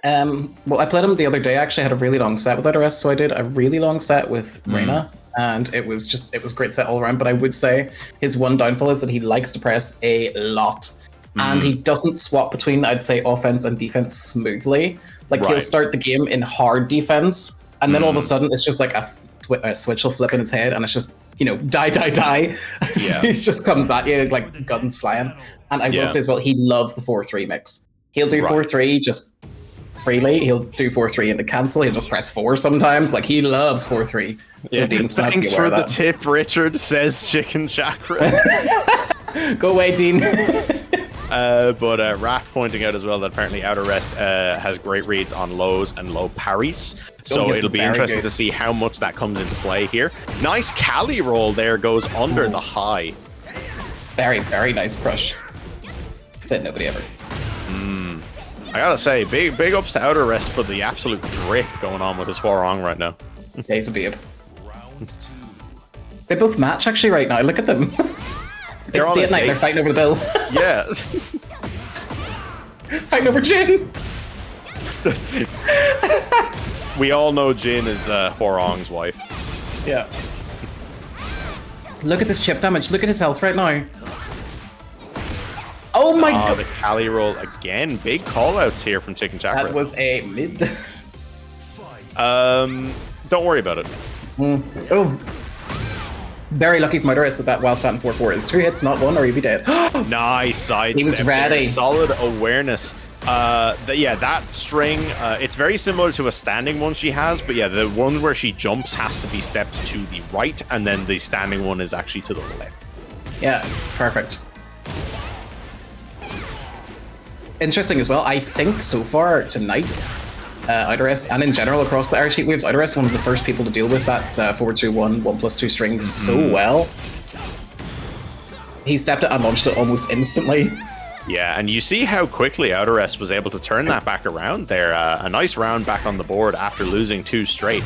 And that's going to be great for your mental game. Because again, ChickenChakra, if you're someone who is going to get intimidated, I guess, by previous results, like ChickenChakra is up there right now. Yeah, exactly. And for good reason, as we're seeing here, game 1 goes to ChickenChakra, 3 rounds to 1. A very solid, very convincing performance there in game 1. Yeah, I don't think Dean's lost a match yet, has he? I missed the first couple, so I can't say with any level of certainty, but that wouldn't surprise me. It's very intense, and I think outterest probably one of the better people to deal with it, but once ChickenChakra/Dean gets going, it's really hard to get him to stop. He will blend you. Absolutely. Like, this is what we were saying earlier. He is a very aggressive player by nature. And I think once he gets his knockdown and he's able to establish his mix, it's very difficult to get him off. And like you said, he has the ability to pivot if he needs to as well. He doesn't want to, but he can. He can. Yeah, it's not his preferred state of play. I want to take a moment to appreciate what outterest just did. Last time, Dean did the forward 2, 1+2, and he sidestepped it. That time, Dean did forward 2-1, and you press down to go into hypnotist stance, which is what he did. But because outterest called it out last time, he knew Dean was going to swap it up this time and did Heat Engager instead. That was so good from outterest. Yeah, no, very solid awareness. And again, like you said, I think obviously has a good chunk of character knowledge given the quick adaptation to a tool like that. That's good duck there, and the counter hit from ChickenChakra as well. Pops the heat burst here to extend the combo a little bit. Doesn't go into too much with it. Just stance pressure now, and this is that oppression we were talking about earlier. Oh my god, and she gets the free, like that flip over is free. Like she gets that free flip attack after the knockdown low. Crazy. Nice punish. Doing some 4-3s. Okay, clips him with the low there, counter hit launch, and look at all this gray life that ChickenChakra is gaining back now. Oh, mix up too far. Oh! Full hop kick from outterest. His tailspin whiffed, unfortunately, but the pressure does work out for him. 2 rounds to 1 here. Outterest potential game point here to tie the setup 1-1. And I just want to point out again, Dean was our winner of the LCQ, so this is a hard match right now, and outterest is popping off. Yeah, absolutely. ChickenChakra, the winner of the LCQ, also won IGM again 2 weeks ago. Did commentary for most of the event and won. And again, this is something I think can't be stressed enough. I think he's done a lot of travel. Dean, I think more than anyone other than Fergus has played at international events at a really high level in recent times. And played a lot with the big boys. He spends a lot of time with the really big players and stuff, and training them. He's learned a lot. He has improved massively as a player. And if you talk to him, like, he's constantly working on things. He's always thinking about how he can be doing better. So it's very much you have a big hill to climb. I think he's arguably, again, next to Fergus, I think you're arguably looking at, a first or second best contender in the country right now. Yeah.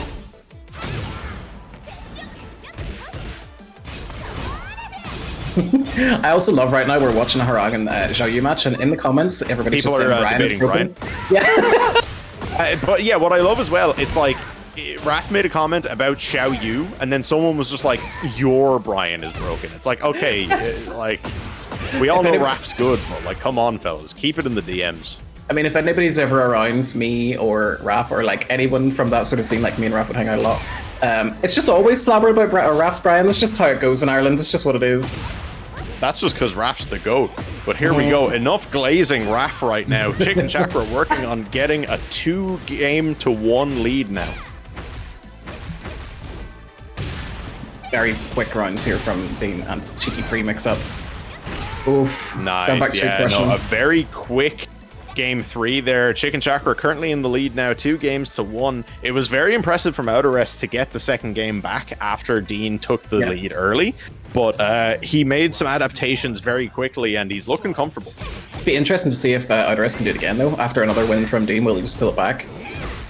Oof. The sidestep AOP really just paying off for Dean so well in all of these games so far. He couldn't step it because of the wall. Yeah, and I wasn't aware that that actually broke wall if it connected.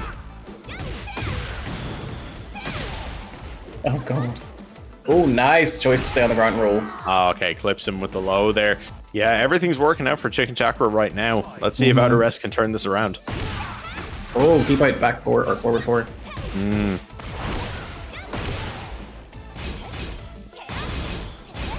Still see outterest still sidestepping. Nice up there on the grab, but it wasn't enough of a punish. And he got his mid crush afterwards for the pleasure. Round 3. Fight.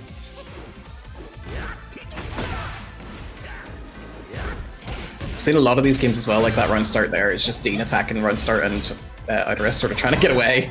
Absolutely.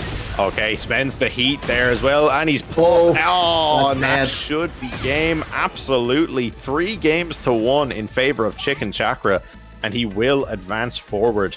Very solid performance there from Dean. Hold on. Big shout out to Skeletor, one of your gracious button mash hosts, for the $40 contribution in the Matcherino finals hype indeed. Exclamation Matcherino in the chat, guys. You can claim free codes to add 25 cents to the prize pool by logging in with your Twitch, Twitter, etc. And that will all go to the players. Of course, the prize pool now is at a hefty $153.50. Help these guys get some bank from this game that they love. What can I say? I had to make myself the top contributor. Oh yeah. You've gotta be Mr. Moneybags at your own event. Oh, of course. Does anyone want to take that off him? You know, if you're feeling generous, guys, make it a competition. Oh yeah, I mean, TOing is a famously, it's a wealthy position to be in. Oh, absolutely. You're sitting in your ivory tower running your events. You know. Play Tekken for me. Anyway, this will be a very interesting one. I don't believe Raff. Absolutely. I don't believe Raff has beat Fergus in Tekken 8. He has come close on occasions. I think he may have once in Tekken 7, though. Richard, you might know better. I honestly am not sure. I don't think so, but it could have happened and I've just forgotten. And Either this way. is something that was brought up earlier as well, but Raff, as good as he is someone who psychs himself out. Yeah. I think specifically against Fergus, so I'm really hoping to see if he can maybe get past that here. He absolutely has the potential to take Fergus. So very interestingly, this is currently 2nd and 3rd seed, and we already have 1st place seed in losers, so one of them's going to join him. Yeah, Raff was on fire earlier today, so we can just see if he keeps it up. In Raff, we believe there's a lot of support for Raff in the chat.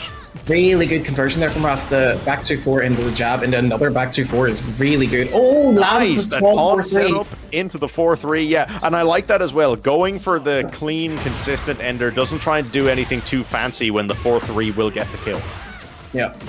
Brian's Electric has been paying off for him so well here. Yeah, no, and it's all the momentum in the world here for Raff. Down 1+2 for Fergus now, trying to turn it around a little bit. Catches Raff ducking. You actually saw Raff, I think, tried to catch a low. Yeah, he ducked, stood up, and then ducked again, and Fergus just took advantage of it.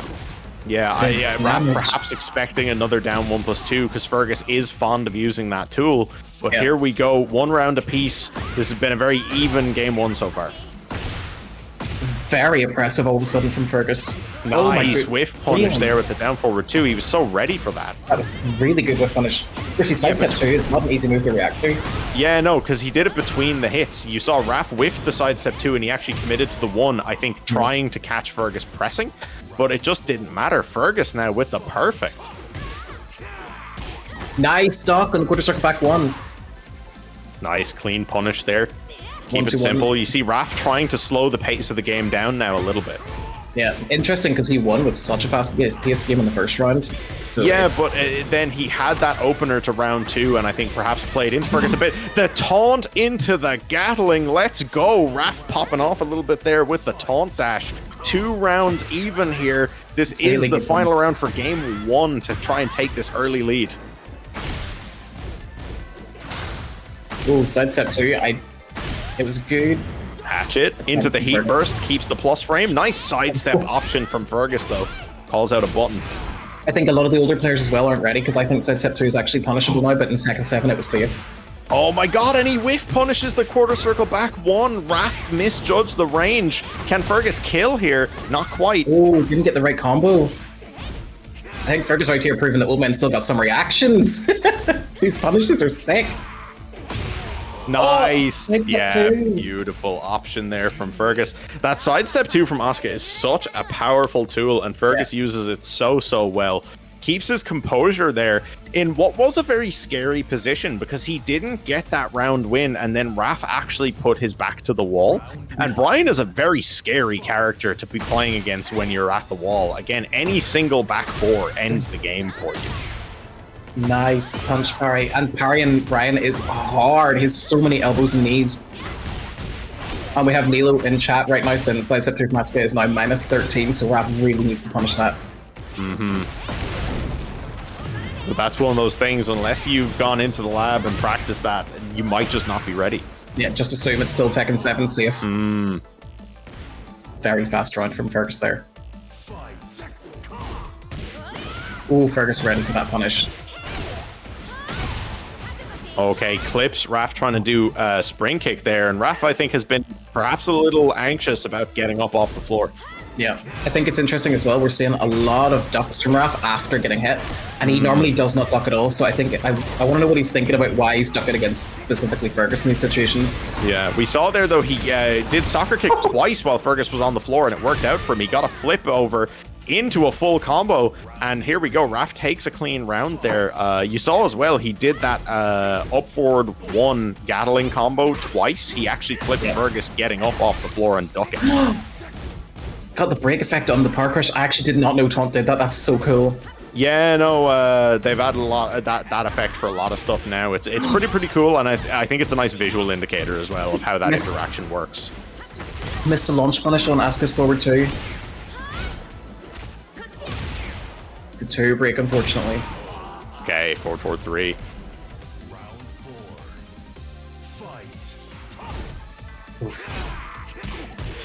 Okay, good interrupt. Yeah, he called out that Raff was going to try for 2 quarter circle back ones there, and he was correct. Stuffed him well.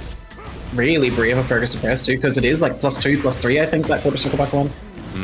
You saw Fergus pressed into the 3rd hit there, got counter hit launched. Big damage here from Raff. He spends the Snake Eyes. Heat Burst. Nice. Yeah, I was a bit too far away for the actual Heat Burst hit. Heat Smash goes through here though. Brian has a really fast Heat Smash, 15 frames. Nice! Stuck, and the wild standing 1 punish. Let's see what he can make of this here. Gets to... Okay, I was going to say gets to the wall. Doesn't even need to. Manages to kill without it. An insane duck and punish. It was so fast. I think we're seeing Fergus is being let get away with spinning quite a bit here. He's charged up the spin each time. He's not letting an option rip early. You saw, yeah, Raff fishing for that back 4, of course. Nice forward 4-1 whiff punish. Side wall. Works out in favor of Raff here this time. Heat Burst activated. Beautiful. Yeah, spends the heat dash. Oh, and the string caught the sidestep. That was such a nice option from Raff. Nice. You can sidestep there, so that's really interesting. Unless Fergus just did it too late or something, but you definitely can step there, at least step the right way. I don't know if it was a case where he pressed too early or if he just didn't step far enough, because we did see that Raff realigned with him on the string. But here we go. Raff ties it up. 1-1 right now. This is such a back and forth set. Nice quarter circle back 2 whiff punish there. Such a powerful tool. Nice power crush there from Raff. He keeps Fergus at the wall. Heat burst to go through. Oh, and he spiked him as well. Got the launch. Did he spike him out dead. of cans? Out of up over 3, I think it was. Oh my god. This could be dead for Fergus if he just gets any taunt here at all. Oh, he whiffs, but no whiff punish from Raff. It doesn't matter. Nice. He finishes the full string.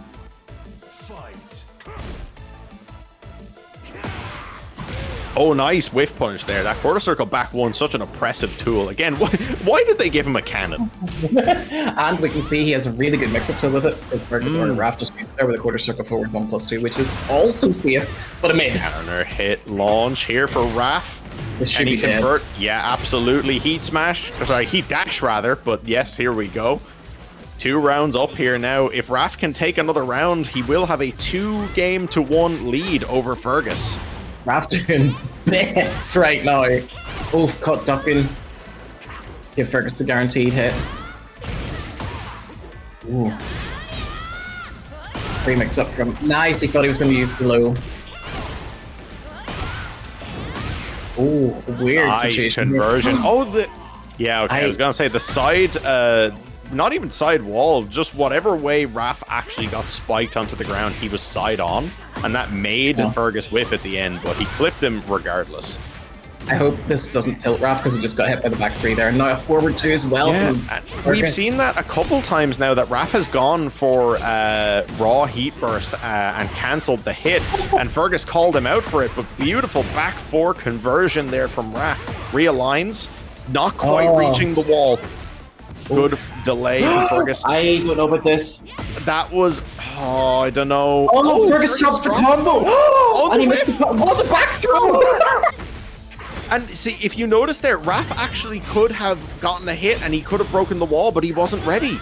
And that lack of awareness, he wasn't ready to react to the wall splat conversion, cost him the round. That was such a scramble from... Nobody was ready for it. That was just shenanigans. Oh my goodness. Back 1s now, checking Fergus with a lot of mids.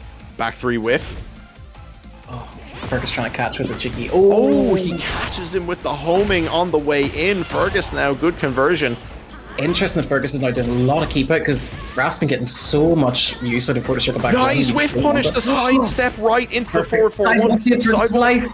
Okay, I like that though. You saw Raff had the awareness to cancel out of his string. He kept himself safe. What the heck? He uses heat as well. No punish on the forward 2. On the side step 2 again. Heat engage for Fergus.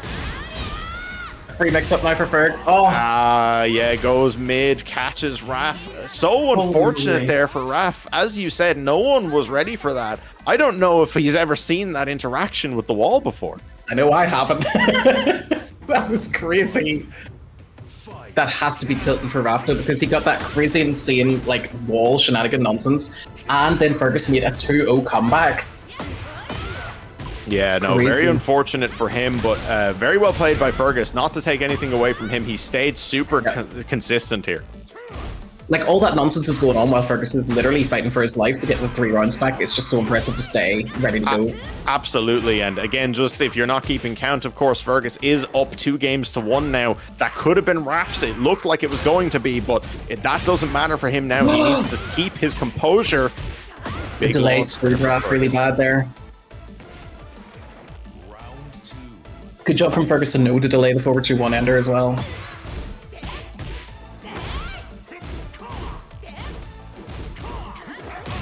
Nice parry! For anybody that doesn't know, Brian has a really good punch parry, and it gives him snake eyes if he lands it. Went for the top back 4.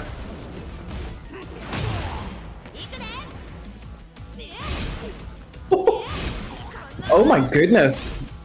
Fergus says this turns mine forever. Nice. Yeah, no, beautiful stuff there. Heat still available here for Fergus. Big life deficit though. Nice big whiff punish here from Raff. Yeah, gets the full back turn string there after the heat smash whiff. There. It was solid awareness from him as well to make Fergus whiff that heat smash. Yeah, really, really good. I think both these guys have really similar heat smashes and they're both really linear. Yeah, absolutely. They go, yeah, kind of like upward and straight. If you have the call out, if you think someone wants to just spend the rest of the bar, then, you know, just whiffing something quick and then walking is always a good idea. Yeah, big conversion here for Fergus, though. And the wall is right enraged now. Oh, Fergus chose to keep the wall. Hopefully gonna break it himself. Nah, doesn't even need to. I think I think that was the right call because you know, after Raff, after he finished the combo, he got the grounded hit. Raff had to get up and he wasn't able to roll away. Yep. Nice block on the hatchet. Chose the mid this time, but Raff still didn't look, so it worked out. Cans work out here for Fergus. This is going to be a big conversion. Does he pop heat here? Yes, he does. He will get to wall. Really, really good. Quite get the wall string. Nice. Yeah, counter hit with the 1+2 there. Heat burst.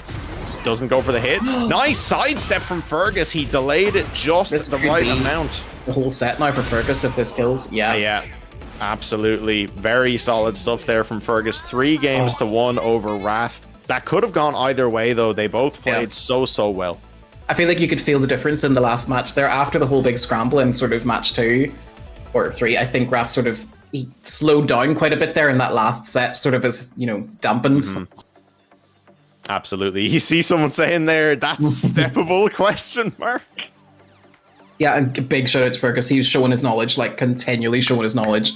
That 3+4 2, stepping it is, you know, you only do that if you know you can. Like, that's hard.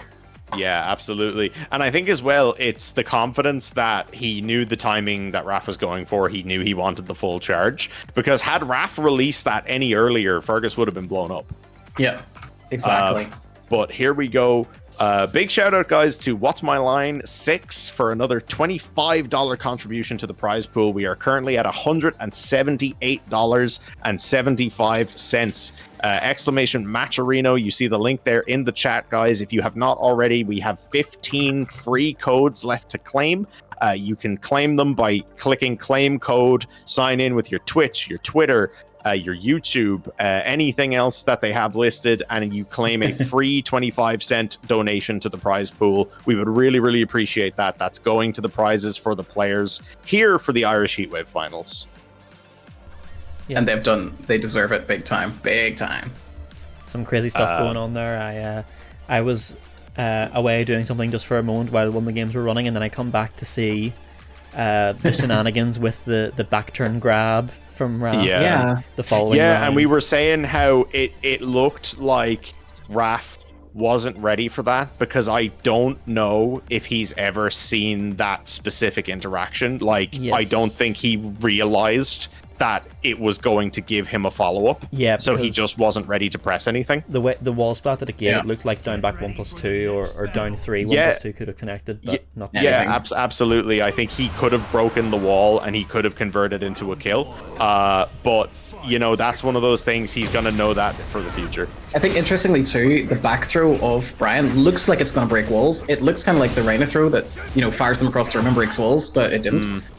Okay, we're in. He wasn't expecting the back throw at all. Yeah, it came out at a weird time. Like, you just happened to catch him in the middle of whiffing a couple hits in a string that put him in that position. But here we go, guys. Already on your screen, as you see, Neilo versus outterest is underway. Feng versus Hwarong. Very lucky for outterest there to have landed before you got hit by that hate engager. Oh, no punish on the sidestep move.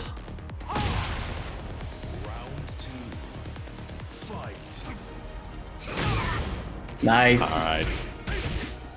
He engaged right through the backsway. I think a lot of Hwarong's moves are going to be quite long, so I don't know how much use Neilo's going to get out of back tempo in this game. Yeah, it's an interesting one. I think Hwarong has a lot of, as you say, far-reaching tools. I think, you know, we saw him use Backlash just a moment ago, and that is quite a powerful option. Even just his regular back 3 launcher, depending on the distance, that may catch back tempo. Yeah, it's huge. It doesn't look like it's huge range, but oh boy, it is. Especially, again, like if you extend your hurt box at all, it will catch you. Yep. All right, 1 round apiece here in game 1. Very back and forth thus far. A lot of mix-ups right now from outterest. I like that there. You saw outterest got a couple of clean hits off the mix-up and then backed off, created a small bit of space, and got the perfect there as well. Yeah. We do have the floor explosion available now because it's a potential final round here for game 1. Yeah, nice. Neil immediately using it.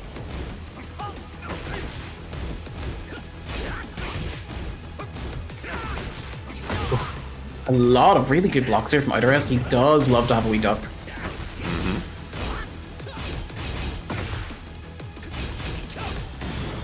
I think Neilo's just struggling a wee bit right now with a lot of the pressure.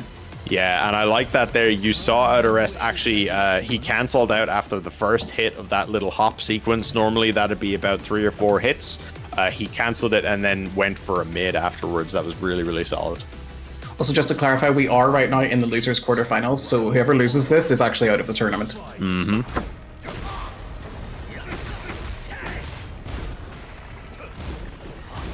Nice. Duck. Not quick enough on the punish though. Looked like it recovered really fast, but it was a sick I was duck. gonna say, I think he might have had to opt for just while standing 4 there instead. So impressive from outterest. The trade went in outterest's favor because he got the wall spot. It gave him the time to get up off the floor, and he had such a big life lead. I think Neilo's gonna have to start trying to take a lot of the pressure. The only thing is he's struggling to get in because outterest keeps blocking his lows.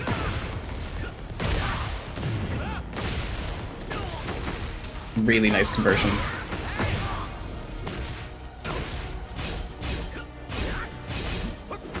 Oh. Look at the chip damage on Neilo right now, but at least on the plus side, it's good health for him to be able to get back. So impressive right now. Nice, yeah, clean while standing 4 punish there. As you said, it's like Neilo, had he gotten an opening, he would have had a chance to heal back a lot, but he just wasn't given that opportunity. Outterest did a great job of keeping him under control. I think so far, outterest stuck basically every single low that Neilo's done. Neilo's getting lucky in that he hasn't launched any of them, but they have all been launched punishable lows.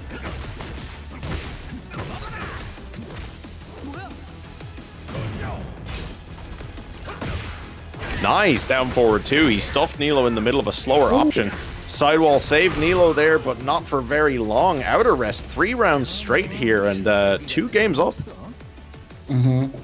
He's kind of running Neilo down right now. Like, the aggression is so high. I'm surprised we haven't actually seen more sort of panic back tempo, panic parries and things like that from Neilo. He is, you know, Feng has those opportunities. Nice.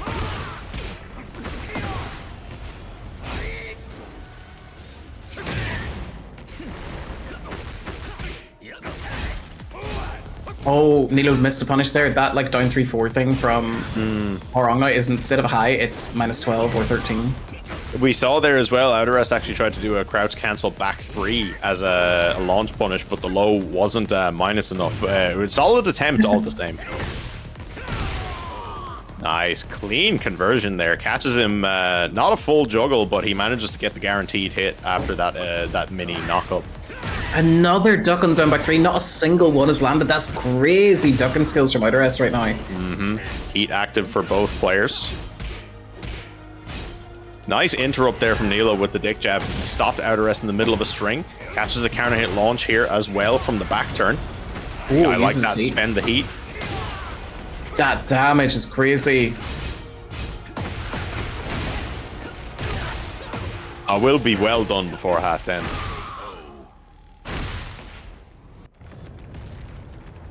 Yeah, we'll start killing these guys real fast. All right. Remember, of course, now round 3 here. The floor explosion is available. Always reminds me of DOA.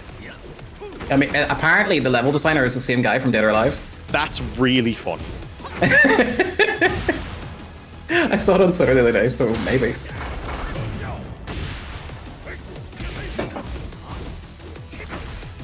Yeah, it will be grand.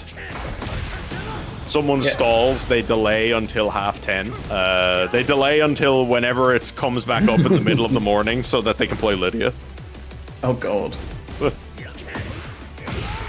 Nice. Good. Yeah, back turn shoulder, keeping it clean. Neilo trying to stay alive here. Fighting for his life quite literally. This is last round for our outterest if he wins.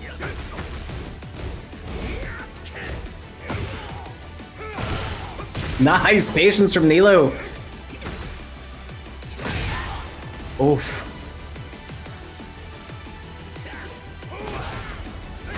Nice knee. All of a sudden, Neilo making a really good comeback. It feels like the aggression from outterest has just dropped off. Yeah, absolutely. Sort of just stopped in his tracks. Very uncharacteristic, because I don't think Neilo did too much to really force that behavior change. Yeah. It's kind of like outterest just ran out of steam. Okay, catches him with the big plus frames off that. That particular heat move from Feng is so crazy to me. I saw Raff actually floated it out of the air earlier, but it's so difficult to react to. Yeah, I think Raff's dealt with it a lot better than most people that I've seen. It's so hard to deal with. Nice side conversion here from Neilo, but outterest got saved by the wall just at the end. Nice duck! Oh, beautiful stuff. Neilo staying alive here, takes a game back. It is currently 2-1 in favor of outterest, but let's see if Neilo can tie it up. Doing really well to come back there because he was 2 rounds down and the final round would have lost him the entire set. So really good there from Neilo to come back and probably very disheartening for outterest. Yeah, 100%. Like you said, it seemed like outterest's aggression sort of just took a stop for no real reason, but Neilo has been making the most of it. He is turning it up to 11 here. Back one was sick there, and yep, exactly that. Yeah, okay, power crush attempt. That's the first time back 3 we've seen it's actually got through. Oh, nice!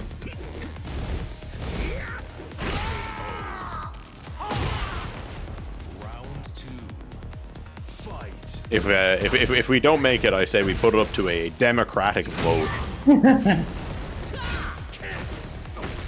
Oof.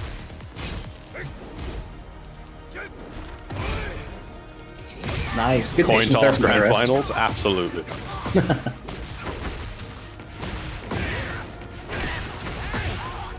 Oh, good optimized combo there from outterest. All right, 1 round apiece now. Of course, still in favor of outterest here currently. Nice. Call outterest ducking. Go show. Oh, didn't quite reach the wall. He did try for it, but he just didn't quite reach. Okay, clips him. And again, people really not dealing well with Feng and back turn today. Yeah, basically everybody's fell for that back turn shoulder into the power crush. Such an oppressive set of options. 2 rounds to 1 here. Can Neilo tie this set up 2 games to 2? I think as well, that's the 3rd time in a row Neilo's got hit by while standing 4-4 and then done a sidestep move to win the round. Outterest, I think, expecting too much respect out of Neilo in that situation. Yeah. Floor explosion is currently available. Any big launch from either. Yeah, they both definitely have throws that can break the floor as well, so. Yeah, absolutely. Oh, there was an attempt for one. Yeah. Nice. back Oh, three, no punish. no punish.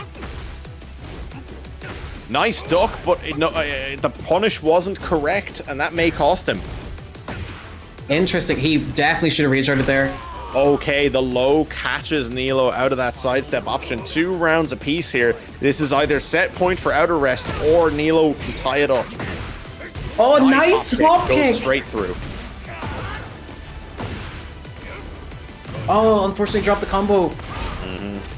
Back one attempt. No break on the throw. There we go. Neilo is a wall here. Nice. He said no. My frames are mine. We have seen last time there was this sort of situation. Neilo did really well under the pressure, and outterest kind of lost all his aggression. Yeah, absolutely. And Neilo chipping outterest down here. Outterest is enraged though. Has that option available to him. I do like to see outterest blocked so many lows, and Neilo just keeps going for them. He's like, you can't block them all. Oh, the pressure from outterest, and just like that, the quick knockdown into that forward 3, and outterest takes it. He pulled that back so well. 3 games to 1. It did look like the tide was turning into Nilo's favor, like so hard, and then all of a sudden, that last round, outterest was just like, no, my aggression's back again. Yeah, absolutely. And I think that was really important for him as well. Had he given Neilo a little bit more room to breathe there, I do think Neilo would have taken that game. And, you know, once it was tied up 2-2, I think it's very easy at that point, if you're out of rest, to perhaps let that get to your head. But thankfully for him, he didn't let that even start. He got the win there. So Neilo is out now. That was a loser's quarters game. So Neilo has been eliminated, but very solid performance from him today. Thanks for playing, man. And we have Henchman, Hoey, and Raff stepping up into the lobby now. Guys, this one's a killer. Like, I would say, having ran all these, I would say Henchman, Hoey versus Raff is the Irish Heatwave match. Whether it's winners semis to fight Fergus, or in winners finals, losers semis, this match always happens so often. And the loser is going to get 5th. This feels low for these two players. They were 1st and 3rd in the points leaderboard, but... And 1st or 3rd in nearly all of the Irish Heatwaves. That is true. Oh, it'll be a shame for one of them, but somebody has to go down, and we're about to find out who.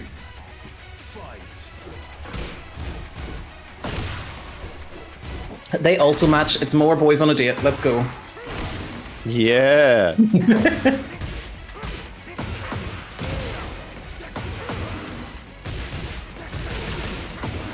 Huge combo damage. Raff didn't hit confirm his down forward once, and he normally is really good at that. Nice big whiff punish there with the full crouch down forward 2 from King. Heat burst. Yeah, he should be able to get fairly close to the wall off this running power bomb.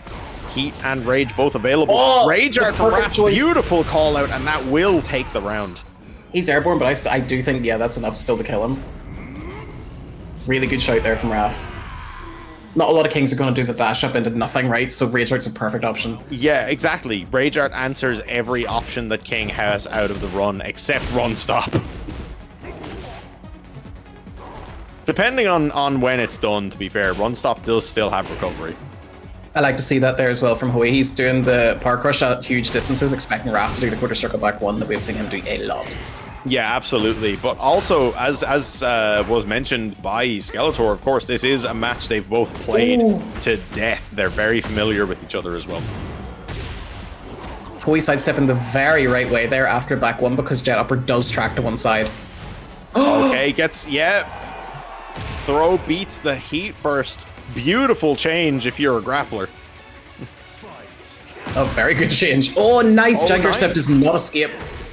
Yeah, no, quarter circle back 1 counter hit launched him out of Jaguar Step, which is very nice if you're Raff. Look at this life lead he's established early. Oh my goodness. Missed the end, and Hoey took advantage of it being launch punishable. Something small to note there as well. You saw that Raff went for a string into the backsway, and he actually stopped. He cancelled out and blocked because I think he was waiting for that back 1-2 attempt from Hoey. Yeah. Absolute madman moves from these two. So many empty park rushes from Hoey. And there's no risk to it, right? So it pays off. Just throw it out. Yeah, absolutely. You know, what's the harm? Nice stock from the back 2-1. Ooh. Mid-round shout out here as well, guys, for Big CJ, Big Dinner himself. He went down fighting, so he contributed $20.25 and brought us to a clean $200 prize pool. Nice. Shout out to you, lads. All to play for here. Final round in game 1. This has been an absolute barn burner here so far. Nice. These guys play so similar. It's the wild standing 1+2. Oh, he gets the wall here. Nice, just keeps the pressure with the Draka move. Interestingly, Hoey sidestepped towards the wall there. I think he's sidestepping with Brian in mind, because you sidestep a lot of time to the right, so... Yeah, you have to wonder, was he stepping for a particular tool there? Not so much worried about the wall, but either way, it doesn't look like it'll matter. Oh my god, the sidewall! Okay, yeah, no. Hoey actually tried for a get-up kick, but they traded. Raff does take game 1, but a very, very close game 1. Yeah. It went to round 5, and it was close at the end there as well. I feel like we haven't seen everything yet, so this could definitely still go either way. Yeah, no, absolutely huge prize pool indeed. Thank you very much, everyone who's contributed and who has claimed the free codes. Reminder again, there's the Maturino link if you have not claimed the free 25-cent codes already. But Raff claiming so much of Hoey's life bar right now. Sick with punish from his forward a lot to start this combo was crazy. Oh my god, that hit him on the floor. Damn, the oppression is huge.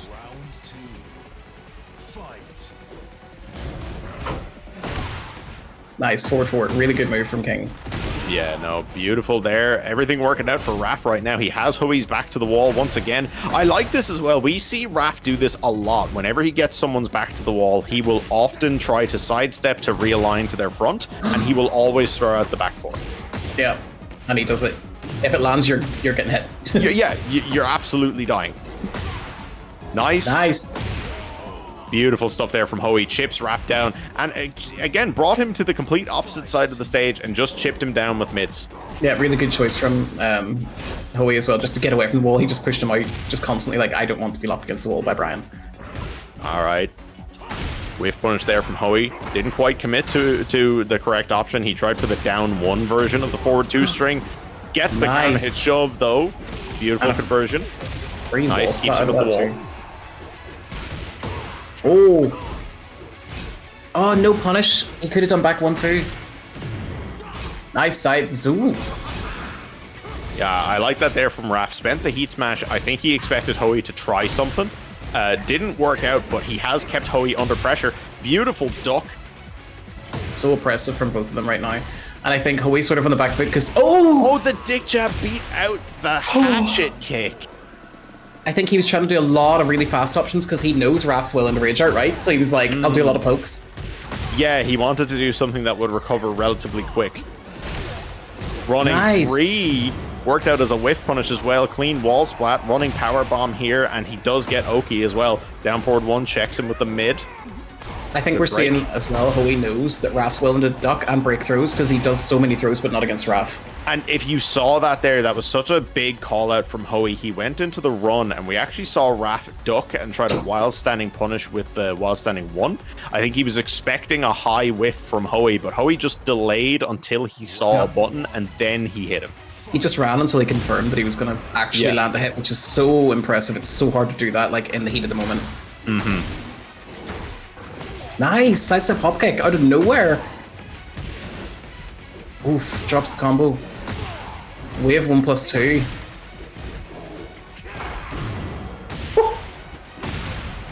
Oh, a Brian and crouch is going to wild stat and 3 you.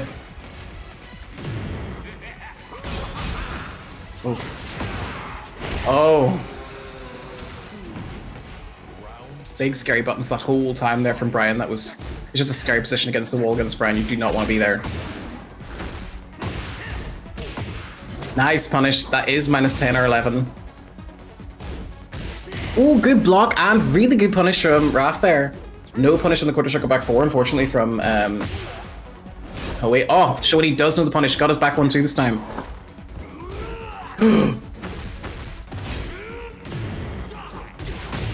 Nice punish on the whiff.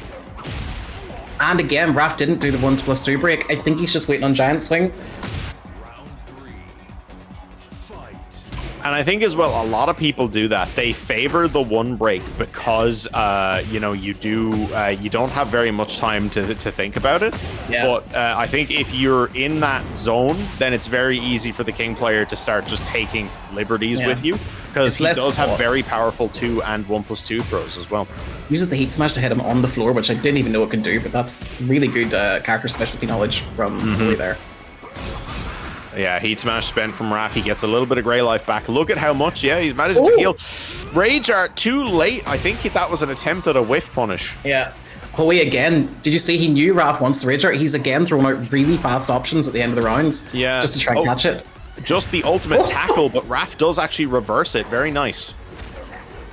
Good break on the Shining Wizard. Tries for the sidestep. Nice. 2-1, and Hoey was ready for it. He knew. His patience again is insane during those park rushes. Yeah, he just let it run out again. He's not committing to anything until he sees Raff contest the armor. Also, Raff has had some like 3 or 4 really good throw breaks there in a row. That was really impressive.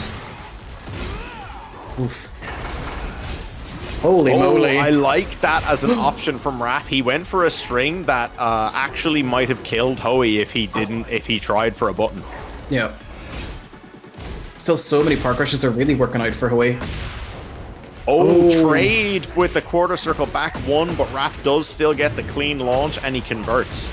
Really good comeback here from Raff because this, you know, he was losing these rounds quite badly. Oh, that hits you on the floor. Don't worry about it. Okay, I feel like Hoey and most everybody else didn't realize that the fully charged one's going to hit you on the floor, so he just stayed down, which seemed like the right move, but it was not.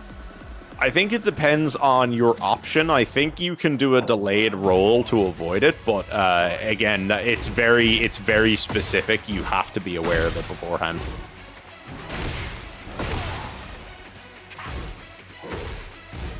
Ooh, does the low after the full crouch down forward 2-1. Whoop! Beat out his throw, I don't know how, but it did. Nice sidestep. Raff said, yeah, Reg patch notes, throws don't track anymore. Nice. Okay, good sidestep there from Hoey. Unfortunately, he actually got clipped very briefly by a jab on his way around, so he wasn't ready to go for a whiff punish.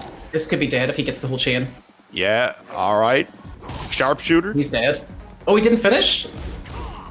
He didn't do the 3-hit throw? Okay, Orbital clips him, and yeah, he keeps it alive.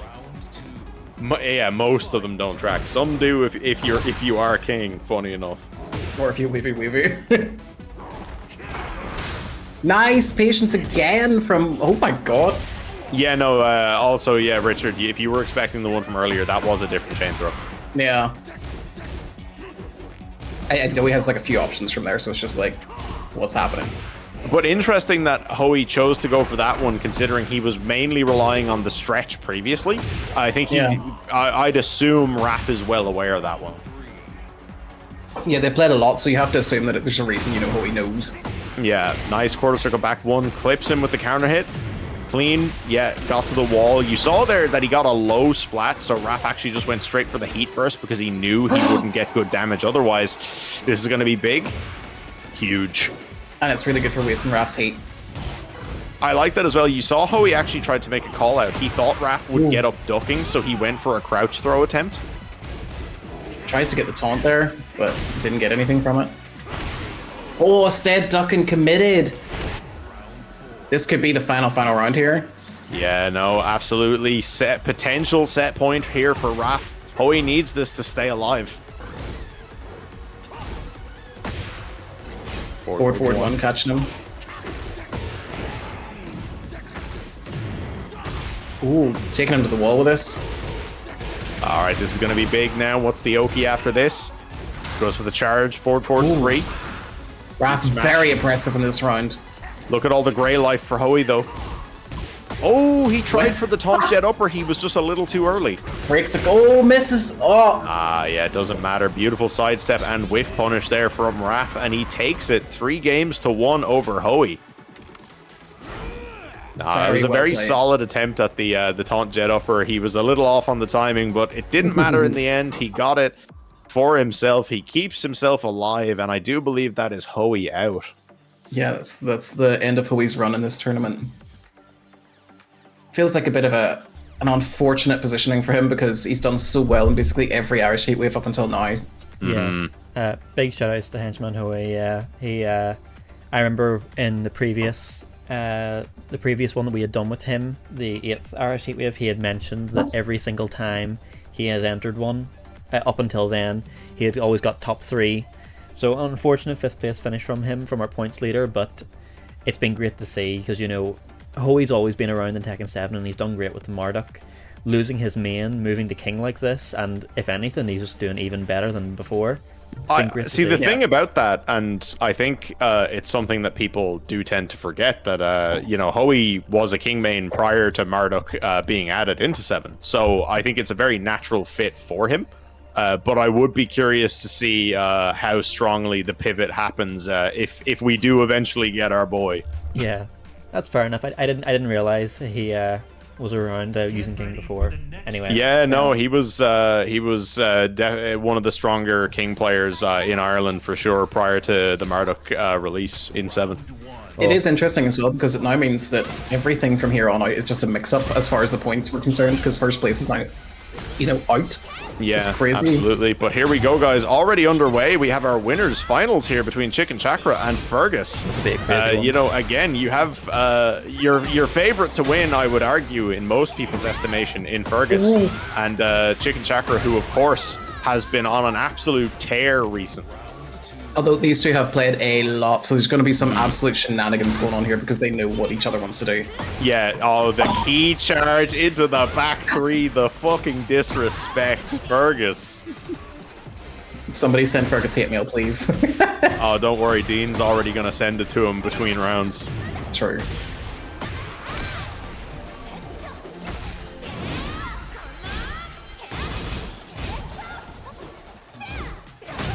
Nice. A lot of people have been falling for that back turn throw cancel into the well stand too, but not Fergus apparently. Yeah, absolutely. Nice whiff punish there with the heat smash, and it breaks the floor as well because it's a heat smash. Such a good Beautiful stage for Asuka for that. Round 3. Fight. What was that, Richard? I was just saying it's a beautiful stage for Asuka because Yeah, absolutely. Yeah, anyone with a spiking heat smash loves that first stage because they don't have to engage with the hard floor break. They can just go through it. very fast rounds because this should be dead here for Fergus. Nice, the perfect, beautiful game one from Fergus, showing why he's been on top in our scene for years, and you know currently, it's not looking like anyone's knocking him off of it anytime soon. Yeah, it's interesting to see as well because a lot of people are sort of frightened to play against Dean and sort of get stuck because they get crushed so much. But we're watching Fergus play, and I don't think a single one of his moves actually got crushed in that game. But as well, a lot of that comes down to both a lot of knowledge of Xiao Yu as a character, but also of Dean as a player. As you said, they have played each other a lot. They were travel partners for quite a while, going to international events. And they do, you know, they spend a lot of time together in that way. So I think Fergus quite comfortable on both fronts. And, you know, Dean doesn't get to play the same game against Fergus as he does against a lot of the other Irish players because of that familiarity. Yeah, it's a wee bit harder for him. I think this is supposed to be a Katarina cosplay. Is it? I don't know. I just thought it was one of them gold suits. Yeah, maybe. Although we stuck that wig on her.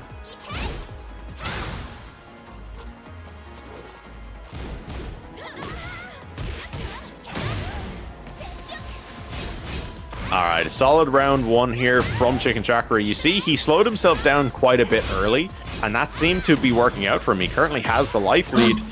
Gets stuffed, though. Crushed the throw. I was going to say, Fergus using some crushing options of his own. Conversion here. Has heat active. Ooh. Chooses to go for the Rage Art. Is this dead? This is quite scaled, but I think this is still dead. Yeah, you're very right, guys. Would have needed the shades. Yeah, there you go. I just see Katarina everywhere I look. The trauma. You miss her, yeah. Oh, yeah. Big Katarina fan, you. Nice block there from Dean. Holy moly. But again, for as quickly as Fergus was able to turn that first round back around, I do think Dean played the opening round there much better than the previous game. Yeah, he's sort of... I admire the fact that he's keeping true to himself. He's playing against Fergus the same way you play against a lot of people, I'd say. You know, he's keeping his aggression. He's not trying to play like, oh, I'll play Fergus and play super defensive. He's staying aggressive, which is good to see. All right, 2 rounds up here for Fergus, though. If he can get another here, he'll be 2 games straight. Looking very comfortable so far in our winners finals. Ooh, drop combo and no punish. Okay, good punish there. Oh. Clips him. I think, again, catching Ling doing sidestep options is very important because she has that hypnosis stance as well. If you're not ready to throw out homing options, she can really just run a lot of pressure for free. Doesn't get to, though. Gets spiked there, clipped with the low afterwards. Fergus, 2 games up right now. Yeah. Very, very fast rounds and very impressive gameplay from Fergus. It just doesn't have any fear of Xiaoyu at all. He knows everything. Just ready for her at every option. Okay, big launch here from ChickenChakra, opening up game 3. And again, any sort of momentum he can start to build up for himself is very, very important. He doesn't have any more lives to lose here now. He needs to win 3 games straight. Ooh, nice calling out Fergus for ducking. Mm-hmm. Beautiful conversion there. Solid round from ChickenChakra. And see down if back he can one. Continue that. Down back 1 to finish that combo was the perfect option because he could have done heat dash if he needed it. Yeah, absolutely, and he had it active as well, so it was solid awareness. You'd be absolutely sure he was holding forward. No punish from Fergus on the Cali roll.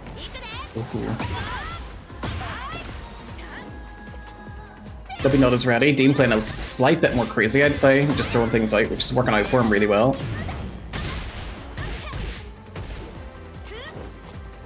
Oh, good patience. Fergus doing a lot of back 3s. Okay, good rage art goes through. Not even engaging with the mix-up. Go away.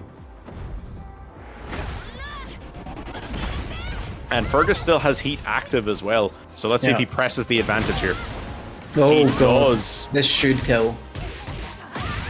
Nice turnaround there from Fergus. And again, solid awareness, solid decision-making. I respect just going for the rage art there as early as he could when he was given the opportunity. Yeah. And it turned the whole round around for him. I don't know what's happening there, but it worked out for Dean. Yeah, he tripped him getting up. It looked like Fergus might have been getting up with his back to Dean in some way. And I think he might have got clipped in the legs as a result. Big whiff punish. And now Dean potentially gonna take a game here if he can get the next round. He might get himself on the board. Dean's had some crazy whiff punishes in these sets. It's really, really good to see. His launch punish whiff punishment is just insane. Oh, Fergus got back with his own whiff punishment.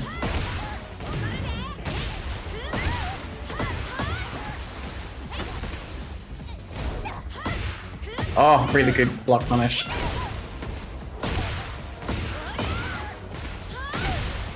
Big there from Fergus, and he clips him with the low as well. Fergus now, potential set point. Dean needs this to stay alive.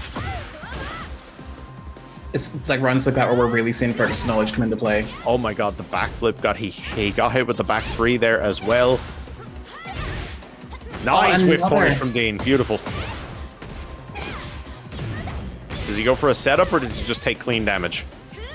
It looked like he was going for a setup, but he just backed off a bit in Hypnotist. Oh, beautiful block and the punish. No duck there. Everything working out for Fergus right now. He has his install. He has heat active. Oof. The range. Oh, and he interrupts the throw attempt again with the heat smash. And the running 3 takes it for Fergus. Really well played there from both those guys. Oh my goodness. Yeah, absolutely. 3 games straight, and you saw yet again, Fergus was ready to answer that back turn throw attempt from ChickenChakra. He got it with the Rage Art the first time, and then that time he stuffed it with Heat Smash. Very consistent responses. Not a tool that he's afraid of, and I think that's very important. not at all. You could see the knowledge was just dripping out of Fergus that whole time. So comfortable. Absolutely, yeah. Again, such a strong player. It reminds me, funny enough, I saw in Fergus's Twitch chat the other day, Chicken Maru came in and was watching him play ranked, and he just came in. He was like, Fergus, why don't you compete? You're so good. I mean, yeah. Yeah. But no, you know, man's doing what he likes. He's doing what keeps him happy. There's no pressure, of course, but we are moving now, guys, into our losers semi-final between outterest and Raff. Yeah. We are going to have Hwarang versus Brian here, and the winner of this will go up against ChickenChakra in the losers finals. Yeah, this is also one of the matchups that I would call like an Irish Heatwave staple. I remember, you know, outterest has leveled up a lot moving into Tekken 8, and one of the key times that we really saw that was the early Irish Heatwaves, where I think on more than one occasion he's beat Raff. They've gone quite back and forth over the events, so it's quite neck and neck so far between these two. So very excited to see how this shakes out. Yeah, absolutely. Here we go. Game 1. We have some wall explosions on deck. So there are 4 of these in the stage. There are 8 walls, but there's only 4 hazards. Ooh, straight off the bat, immediate counter hit launcher. I think this could be a really interesting match to see, because outterest played really well throughout the whole tournament. Raff is, you know, just known to always be a really good player, so it'll be exciting. Nice sidestep right into the back 4 there, and Raff makes the most of it, gets a full conversion from that back 4. Huge number of wall hits. Okay, you saw there, Raff actually tried to start pressuring with the 3+4 option. He let it rip there. Just a lot. Ooh, a lot of pokes there from Raff. Almost won him. It did win him the round. Yeah, outterest out of the air, floats him, and takes the first round. Nice stock. Tech, indeed. Tech, haha. Oh, Trying to compete in TWT without a sponsor would be insanity? Absolutely. No one's saying it would be smart to do that. It's more so a case of, you know, if he wanted to, he could be sponsored. In a lot of whiffs from outterest that we haven't seen in the old games. Like, Raff's getting a lot of value here out of his backdash, which just other people have not been getting against outterest. I think as well, like, you have to remember, stamina is such a big factor that comes into play in tournaments. You know, even in a smaller bracket like this, where it's, you know, kind of an 8-man finals, the longer it goes on and the more games you play, the more that does wear down on you. So, you know, the quality of decision making can drastically change over time depending on how much endurance you have. Oof. Unfortunate press there in the middle of the string from outterest. But yeah, I think especially for an aggressive playstyle like outterest, we can see the sort of the toll of being so aggressive and constantly making so many decisions to sort of take on his mental across the length of the tourney. Yeah, whereas I think, you know, for as aggressive as Brian as a character can be, and for as aggressive as I think Raff can certainly be as a player, I do think, you know, Brian's kit certainly lends to a more defensive play style where I think you can afford to be a little more reactive, a little more setup heavy. Yeah. And I think that's certainly a game plan that is less mentally taxing over a certain amount of time. That guard break actually just breaks walls naturally. Don't worry about it. Ooh, I'm surprised Raff didn't do a heat there. They probably finished him with that combo. Nice block from outterest. He's not out of it yet. Okay, yeah, just gets checked with the mid there at the end. Seeing outterest sort of fall into the back foot here, interestingly, because he's been so aggressive, probably the biggest aggressor apart from Dean in all of our sets. And seeing him slowed down by Raff so much is strange. Certainly, but I think, you know, it's not a surprise in a way. Of course, Raff, a very competent player, and I think, once again, Brian has so many counter hit tools available to him. Yeah. Very nice conversion there. Finishes off with a taunt 4-3 again. outterest should have just blocked the taunt.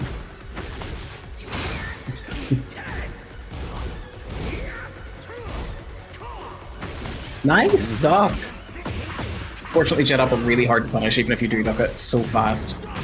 Nice heat burst pop there from Raff. He has Snake Eyes active as well. Takes the wall. I like that. Uses that string is an excellent option after a scaled combo with a wall hazard, because a lot of people will lose you. They'll push you too far away, but Brian actually advances so far forward he can get the 2 hits. Yeah, and if you don't get up, he can get a down back forward for free, basically. Yeah, and there's virtually no risk to him whiffing that if you do stand up as well. Yeah. Nice. Ooh. I'm not sure if he could have converted it there, but didn't look like he did. Nice whiff punish, and he will get the wall here off of this as well. Beautiful stuff from Raff. He doesn't have heat available though. Huge damage even without heat.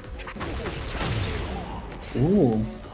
Good for Snake Eyes Chris. on deck. He has a parry mock punch if he wants to use it. Oh no, he actually... that's an interesting option. He started whipping the up forward ones, and I think he chose to use the Snake Eyes thinking that outer rest would press after the first 3. Yeah. That was a really cheeky option. Luckily for Raff, he didn't actually get whiff punished for it either. I think outterest was waiting for him to finish the string, like he was waiting on the knee, but that would have been insanity for Raff to pull that out, do you know what I mean? Oh, taunt. He actually messed up the jet upper though. When you see Brian's get back 2 off of the taunt, it's a messed up jet upper attempt. Usually, unless he actually committed to the back 2 string, which would be strange. Oh, you saw there again. He tried for another one after that sidestep back 4, but it didn't quite work out for him. Very impressive gameplay right now from Raff. Very comfortable, seems like, against outterest. Yeah, no, we saw the just frame skyrocket there, but a clean block, and the heat smash clips him. Very solid stuff from Raff, as you said. Gets the first round on the board, working on a possible 3-0 here, unless outterest can turn it around. Nice sidestep out of the stance transition there. Again, Raff has been making excellent use all evening of sidesteps and backwards movement out of his pressure. Yeah. He's sort of not giving up his turn, but using it for movement. Yeah, absolutely. He's sort of building active defense into his own pressure. He's trying to bait a response to common strings. Even though you just saw it 1, 2, 3 straight into sidestep. Really dirty heat tail sweep.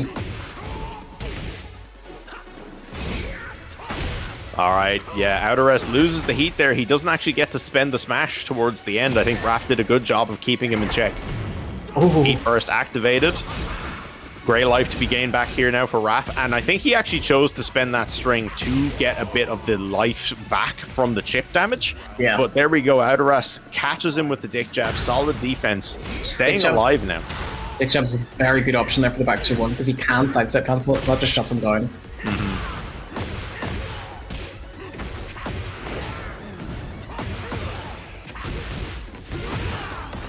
Oh my goodness. The damage. The absolute ridiculous damage. Really good patience.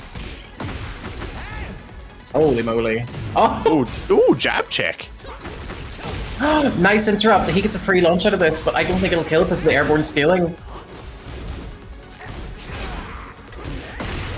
Nice. Outterest back on the board. That's really impressive. Yeah, no, beautiful stuff there. I think the composure required to stay alive after going 2 games down can't be overstated. A very impressive stuff from outterest. I'm interested now to see if he can tie it back up. If he can make it 2-2, then I think it's anyone's game. Yeah, it'd be a really impressive comeback. Like, really impressive. Raff's felt so oppressive these entire games. Nice call out.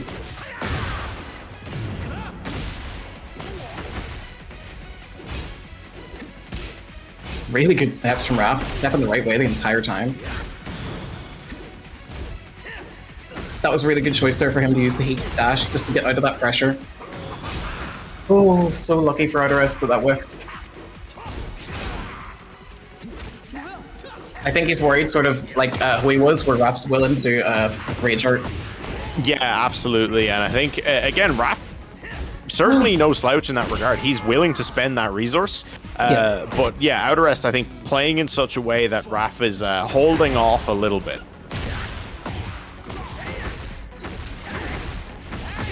And you see Very that, good. unfortunate for outterest, didn't quite make it to the wall hazard. I think he would have had a much better conversion otherwise, but he still has Raff's back to the wall. If he can keep up the pressure here, this is a solid position. No break on the throw, though. Raff And lands now one. it's back to an even footing. Really scary position when he starts doing the down forward ones. And yeah, like you said earlier, Raff very, very good at confirming those down forward one checks. Remember, everyone, like, he can delay those down forward ones massively, but there is a rough window where each hit, even with delays, he's guaranteed to get the full string. And then insane duck on backlash there from Raff. That was really, really good. Nice, good interrupt there. And hit confirms his 3-hit string. These kids both got some hit confirms on. Need smash here, probably try to taunt the wall. Oof. Yeah, Tried to I work like with that. Ginger. I think, yeah, outterest was expecting Raff to try and charge it. He pressed a button or stepped. Either way, he got clipped. And the Rage Art conversion here will kill, and Raff is going to take this set 3-1. It was well played from both those guys. Really good character knowledge there from Raff as well at the end. We got back to one Yeah. in the Rage Art. Hyper aware of the strings. I believe I heard your dog on the microphone there as well. Tell him I Yeah. said hi. Duggo can open doors, guys. Let's go. He's so smart, so intelligent. But there we go. Raff will advance forward. He will go into the losers finals against ChickenChakra. So we're gonna have a Brian versus Xiao Yu coming up. Big GGs to both guys. outterest played very well all evening. And guys, if you haven't already, one shout out again, of course, to the Matcherino link for the event. You see it in the chat there. Please, if you haven't already, go ahead and click claim code, sign in with any of your socials or your Twitch account. It's completely free. You add 25 cents to the prize pool. We are currently at $200.25, and that's all going to be split up among the top 3, I believe. Yep, so feel free to correct me, Matt. Yep, it's top 3, so everyone who we're seeing from here on is into the prize money. We can just see how it splits. One of the great things I was mentioning, with ChickenChakra only entering the LCQ, many of the top players have qualified for this. We haven't saw matchups before. So, Dean against Raff is another one that I'm very excited to see here. I'm excited to see it, but I know that Raff's uncomfortable in the Xiao Yu matchup. This is going to be a very, very interesting one. Being uncomfortable in the Xiao Yu matchup already, and then playing against one of the best Xiao Yus in the country is certainly no easy task. It doesn't hit confirm his back 4. It Well, doesn't matter, though. Got the round. That was a 15-second round of just all Brian. Brian round. Good punish in the quarter circle back 4 from Dean. And if you're Dean now, if you're ChickenChakra, it's going to be interesting to see how well he keeps his composure after that loss to Fergus. No shame in a loss to Fergus, of course, but it was a very convincing 3-0. Oh. I think because he'd already done so many hits, it was just doomed to failure at the last 3.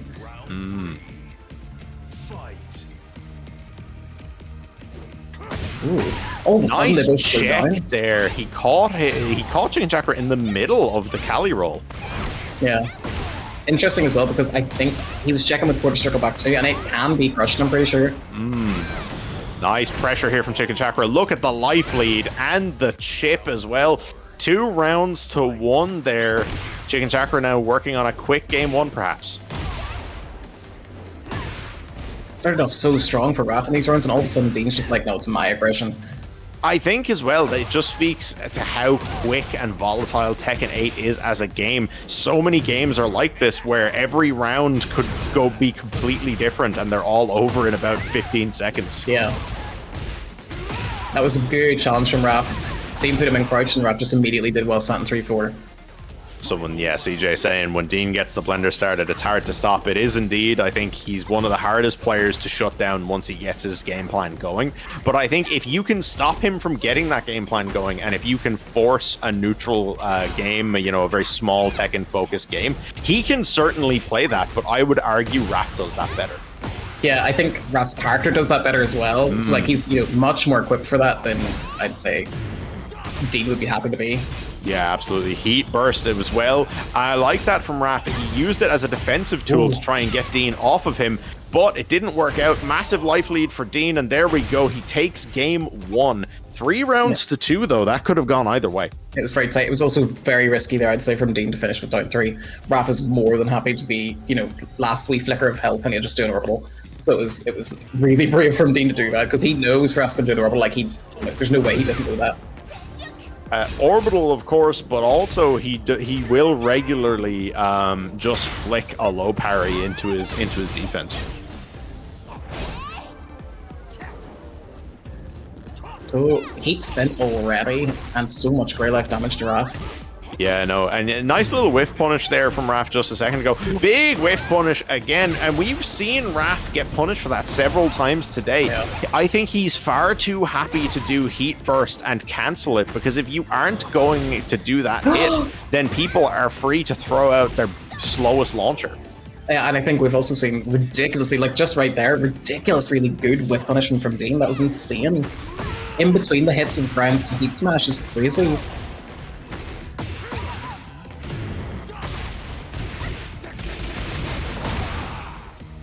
Oh, big damage here. Nice back one, that was so good. For anybody who doesn't know, Xiaoyu's back one is mid and it's 8 frames. Round 3. Fight. Lie on the floor and die, I guess. Oh. Calls him out for approaching with a low, but in a normal this time. This is what I was worried about in the last rounds.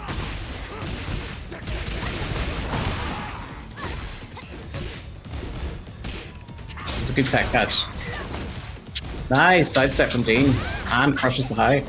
Yeah, no, heat engager there, and look at how much life he healed back. Has heat available now as well. Going to be doing a ton of chip damage to Raff here, and he gets the mid. Beautiful stuff. Holy moly.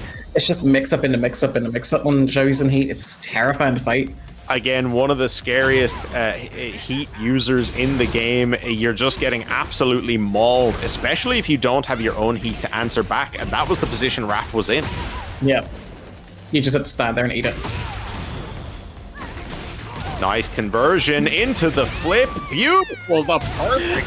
Taunted on the slightest. Taunted him on the floor. Ooh, pressing on the down 3. That forward 2-1-2 string has been doing so many bits for Raff all night. Yeah, you saw as well, he used that charge forward 3 as well. That can give people that little wall crush where they get staggered. Nice conversion. Double perfect from Raff. Caught team pressing with it. He has his own G-Clef. It's a heat engager and it will splat, so... Nah, very, very solid stuff. I think, again, to lose game 1 and then come back like that. Again, to lose game 1 and then to go down in rounds in game 2, to come back with a double perfect. Beautiful stuff. Even better, too, because I know Raff will be sort of in his head with these games, because I think in like the history of games against Dean, he's usually come out worse off. Nice taunt back 4, and he adjusts his conversion there. I think he realized that he wasn't going to have the right wall position for the jet upper. His awareness there was insane for that whole combo. Yeah, absolutely. He was slightly skewed on the angle. He actually opted for up 3+4 instead of the top of the jet upper, and I think that was the right call. Raff eyes activated, absolutely. Oh, no hit confirmed there from Dean. Nice! Again, these sick whiff punishes are insane!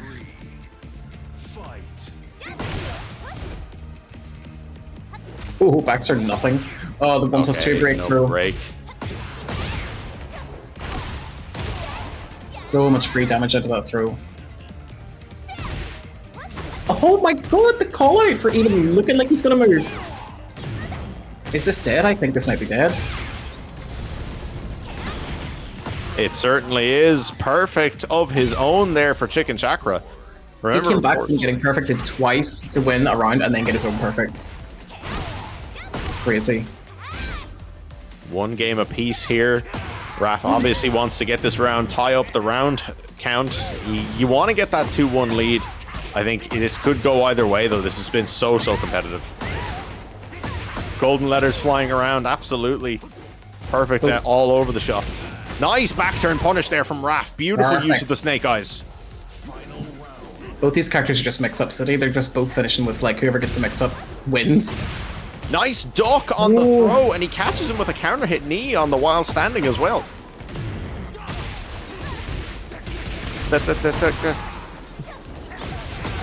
Oh, nice sidestep 3+4. Big conversion here. Massive damage. Still some small amount of heat left. Big damage. Raff takes the lead 2-1. That was just wall combo damage as well. That wasn't even a full combo. It was just wall combo damage. Insane. Yeah, no, the awareness there, the conversions he was getting with relatively low splats. Raff is so clean. Counter hit string. Tech. Oh, he's catching Dean pressing a lot. Oh, the sidestep, no whiff punish, but Nice block there from still Dean. has a life lead here. Dean now, though, gets him. Rage available and activates heat. This could be big. Oh, nice delay there from Raff. Good patience.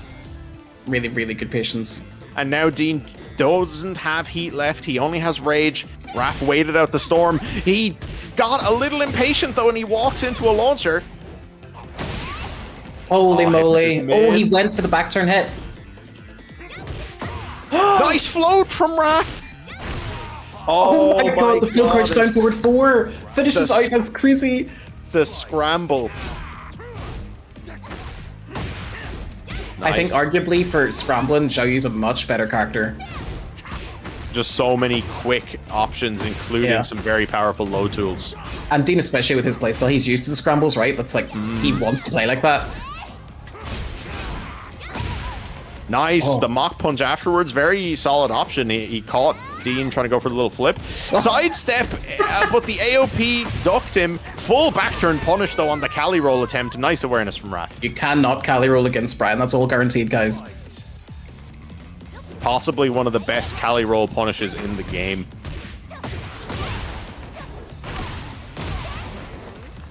Ridiculous damage off the throw. That was like 5 AOP ducks. Oh yeah. Dean is going so aggro right now. Oh, the And perfect there from ChickenChakra. He wants to tie this up. He doesn't want to let Raff run away with it. he has to tie it up. Raff's going home with it. Absolutely.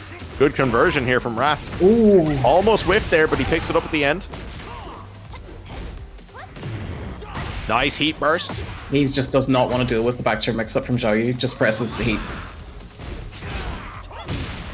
Nice! Way to escape there from Dean. Beautiful. Really, really good sidestep there from Dean. Oh, God. Nice quarter circle back one. Oh! Doesn't get the wall. Oh my god, and the heat smash as well. ChickenChakra by the skin of his teeth, staying alive.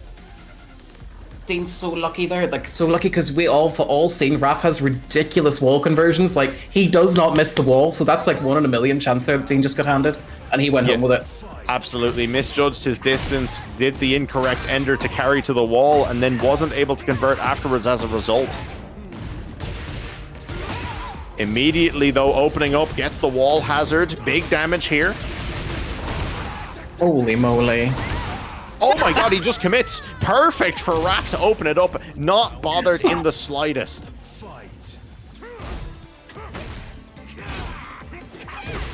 Nice sidestep AOP there from Dean, and the hop kick punish as well.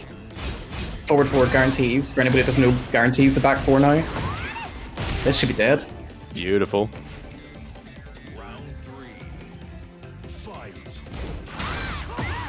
Another jet upper on the back 4 1+2 is crazy. Beautiful. Clean 50% off the life bar there. Raff now just able to check with all these powerful mid tools. Nice sidestep 4 just catches Raff pressing. Raff still has heat active, but Dean now does as well. Oh, just about whiffed. Oh, it's not Zhao Yu's mix-up city. Yeah, Very square place. so difficult to get out of this, and gets Doesn't clipped duck. by the spin. LP forward 4 has 2 hits, and he can just stop after 1 if he wants to. Potential set point now, and the punish on the spring kick as well. Can ChickenChakra walk away with this? Orbital attempt from Raff, but it whiffed. He was slightly too far away. ChickenChakra now, heat burst, has the wall. And he's stuck in a really bad position with really low health against Xiao Yu. Oh my god. Raff's felt so oppressive in so many of these games. Oh, the trade! That was such a huge trade for ChickenChakra. It meant that he wasn't dealing with the minus frames after, and he takes the set there 3-2. Beautiful comeback from ChickenChakra. That was insane. All of a sudden, the pressure swapped so fast there at the end of that game. I need to, I don't know how Dean made those changes, but that was so impressive at the very end. He felt so, like, behind in the sets, and then all of a sudden he just pulls it right out. That was so impressive. Yeah, no, very solid games from both guys. Well done to Raff. Walks away at 3rd place. ChickenChakra does stay alive, though, and he is going into our grand finals here for the run back with Fergus. Yeah. Also very impressive because he actually came from the LCQ, so he has the least points. Technically the lowest seed right now. Yeah, great stuff from Raff, as you were saying. It's great to see his performance. He had a really strong one today, and yeah, I would hazard to say that he gave Fergus a good run for his money as well earlier on, so it's unfortunate he hasn't had to get the run back, but it seems like Dean's going to get his chance here. Yeah, and we'll see now if Dean can take, I think, some of the confidence he's surely built with this performance, and if he can take that now into the run back with Fergus. We did see some adaptation from him earlier on in Winners Finals, but it wasn't enough at the time. He's definitely capable of it, though. Again, he knows Fergus very well, and let's see if he can do it here. Grand finals time, guys. One last time. Exclamation match Reno in the chat. Claim the free codes to contribute to the prize pool if you haven't. Here we go. ChickenChakra versus Fergus. Nice. Straight away. Open up the round. And again, you know, ChickenChakra now has the tough job of coming through loser's side of grands. The proverbial mountain to climb that is the bracket reset. Has to beat Fergus in 2 clean sets. Yeah. Not easy to do once, never mind twice. And I'd say Dean as well still hasn't had time to sort of cool down because his match with Raff was just insane, so he's probably going into this quite hype. Absolutely. But sometimes you need that, and I think he's the type of player who feeds off that. But again, it can't be understated. Of course, you know, Fergus has been the best in our scene for quite some time, and you know, it's easy to see why he plays so consistently. He has such a wealth of knowledge. Yeah. And again, you can count on one hand how many people in the country have beaten him in a set, never mind a single game. But we're actually seeing a lot of character specialty knowledge. Like, you can see these two have played each other. Like, Dean's stuck in a lot of things that nobody else in the entire tournament is stuck against Fergus and things like that. Like, there's knowledge of each other here. Absolutely. Again, very good friends, good travel partners. Nice punish, though, from Fergus. He baits out the Rage Art. Perhaps he was aware of that being an option that Dean would want to commit to. Yeah, interesting, because he must have, because he dashed into sidestep, which not a lot of people are going to do, right?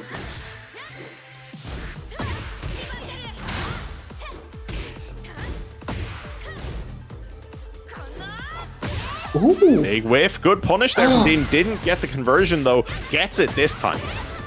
I think the 1+2 might have been a misinput. He's probably going for back 1+2 again, like he always does.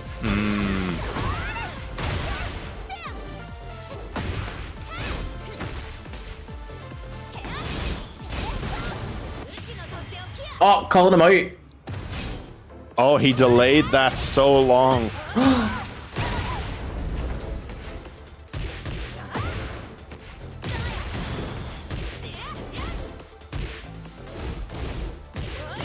Good whiff punish, or block punish there from Fergus. Oof. And there, game 1 to Fergus. Very solid performance, keeping that momentum he built earlier on in the winners finals. Looking comfortable right now on the winner's side. Looking really comfortable, actually. It's so interesting to see, like, it's not a high pressure game when these two play. It's like Fergus is just so chill and just doesn't fret at all about fighting Xiao Yu. It's such an interesting way that he plays against Xiao Yu, and Dean especially.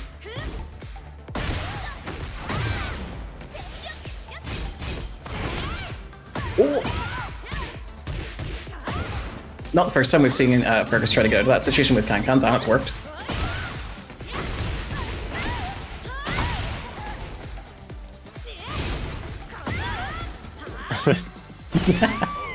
We're spreading seeds of misinformation in chat right now, I see. I really do. It really does beg the question, though. Why does she have a charge rage art? What is that about? Because she's so bad, she needs it. Caught, Dean pressing or ducking. Kind of just slapping Dean up and down that wall there for a bit. That was really unfortunate. Dean couldn't really see a way out. Really fast break from Fergus. He is in the zone right now. Sick whiff punish.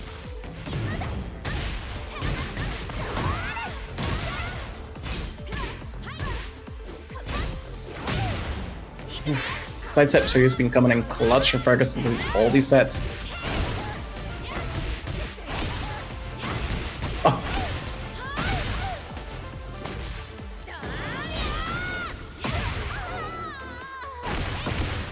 Such an aggressive fast set from Fergus again. Yeah, just not afraid to press. Absolutely running over ChickenChakra right now. 2 games straight here. Fergus looking to make this a clean 3-0 in our grand finals.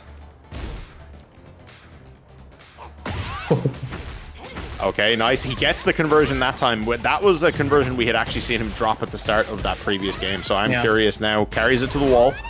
Keep the pressure going now with the heat. Beautiful stuff. Nice sidestep AOP goes under the sidestep too. They said evasion with a capital E.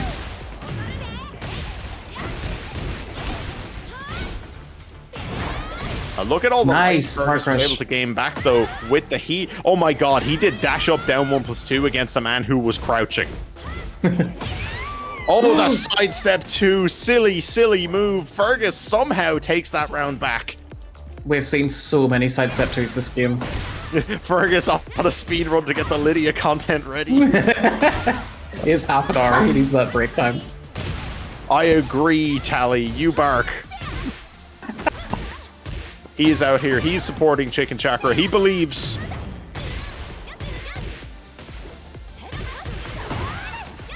Beautiful conversion. Put the pressure on. Oh, nice. The aggression. Round 3. Fight.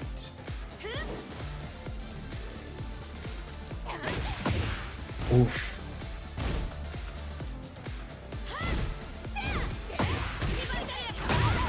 Nice, good stuff there. The heat engager for Fergus.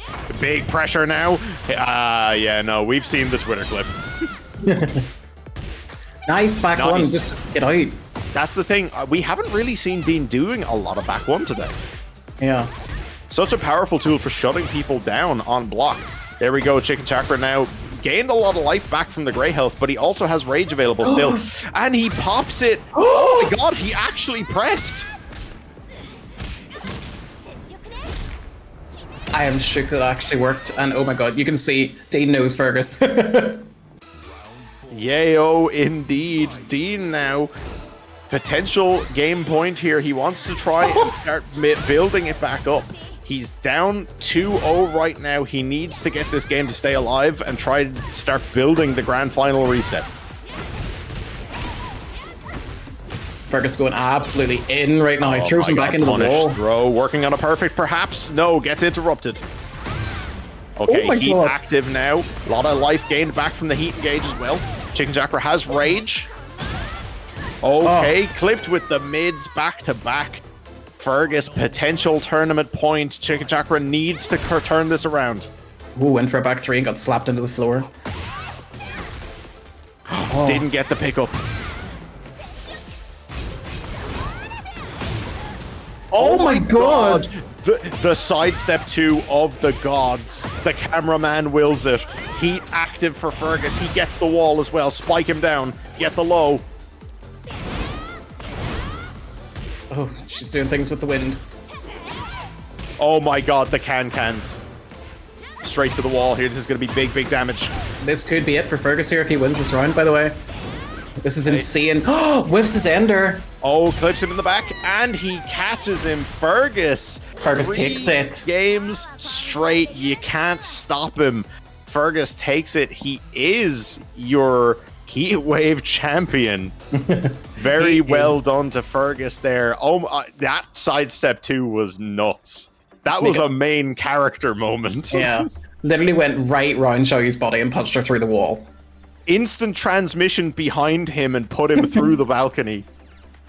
Crazy turn of events. That was insanely well played. Especially also, shout out to Dean as well. You were playing out of your mind, my dude. Especially, like, see those sets with Raff, insane. I'm gonna watch that back. No, absolutely phenomenal performance from Dean throughout the evening. I think Fergus is just, right now, he is just at the top of his game. You know, he's up there for a reason, but Dean's on the up and up. He's been putting in results internationally. I think he's definitely a contender. I think he can take that throne from Fergus. He just needs to keep trying. Yeah. Don't be put down, guys. You're still, you know, he's now best in the country. You were second best, third best, etc. Like, you guys are still up there no matter where. Plus, like, Fergus is fucking 31, man. He's old. It's counting down, kids. The end is coming. You can take over. Oh, what a hype game. No, that was sick. That was sick. Big shout outs, of course, to the guys at Button Mash for hosting Irish Heatwave for all these weeks. The lead up to this has been phenomenal, and of course today was very, very good. I wish I was 31. Damn. Yeah, thank you guys for commentating as always, and yeah, that was a great tournament once again. Yeah, it's as you had mentioned there with ChickenChakra especially. Of course, he made it through his LCQ, and there were a lot of good competition in the LCQ. Gav, Rejan, Dark, and so on. But it's been great to see that he's also proven himself against the ones who had qualified. You know, he beat outterest, he beat Hoey, he beat Raff in a very close set as well. Great performance, but as you had mentioned, recently, post buffs, though maybe not because of the buffs, Fergus has just been a little bit unstoppable. There have been a couple of occasions where we've had some good sets against him, such as the one with Raff earlier in this tournament, but he seems to have been running away with these as of late, so he's a well-deserved winner. Yeah, absolutely. Very solid stuff from everyone involved throughout this evening, guys. And big thank you again to everyone who tuned in. Irish Heatwave, of course, and to everyone who's contributed and claimed the codes throughout for the Matcherino, where our final prize pool at the moment, you know, is $200.25. So that will be split up quite nicely between your top three. Of course, Fergus taking the winner's cut of that. He's going to be very, very happy about that. And yeah, no, I'm looking forward to seeing what's coming. So Matt, you might be able to give us a bit more insight. Obviously, this was the finals for Irish Heatwave as the series has been going on. Yes. What are the plans for upcoming events moving forward? So, well, first of all, to start a little info, I guess we'll continue with some offline events since there are ones coming up, and the Twitch chat has mentioned these. So, first of all, we have this weekend. This weekend we've got the next Button Mash in July, so it is on Saturday the 27th of July, so only 5 days away from now, and it is part of the Tekken World Tour, so Tekken 8 is going to be at it, of course, as well as Street Fighter 6, Guilty Gear Strive, and Sonic the Fighters. Sonic the Fighters, let's go. Oh yes, I'm very excited for it. But there will be loads of players here. The ones that we saw there, ChickenChakra, Hoey, Raff, they're all entering. outterest signed up. Gav in the chat, as well as others that he knows. Me and Richard are going to be there. Richard might not be entering, but he'll be there as well. There'll be loads of people around. So and it'll be international really good travelers as well. It's a big hype event.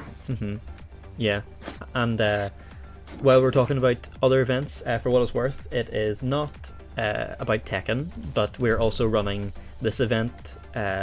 Gone Fishing is the first major that the Northern Irish Smash scene is running. So they've invited us to come and run a Street Fighter 6 bracket at their event. So that's the following Sunday.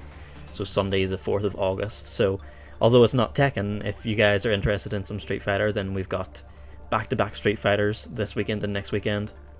So there's loads. Then if that shit's on a Sunday, I'm coming. I work on Saturdays. I can actually go to this. Nice. We don't think we'll be able to get a stream, unfortunately, but we're planning to get a recording at the very least.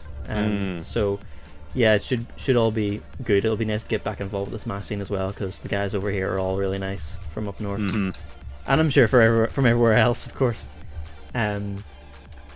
Elsewhere, at the moment, there's not too much news on Dublin events, but of course we'll keep you posted.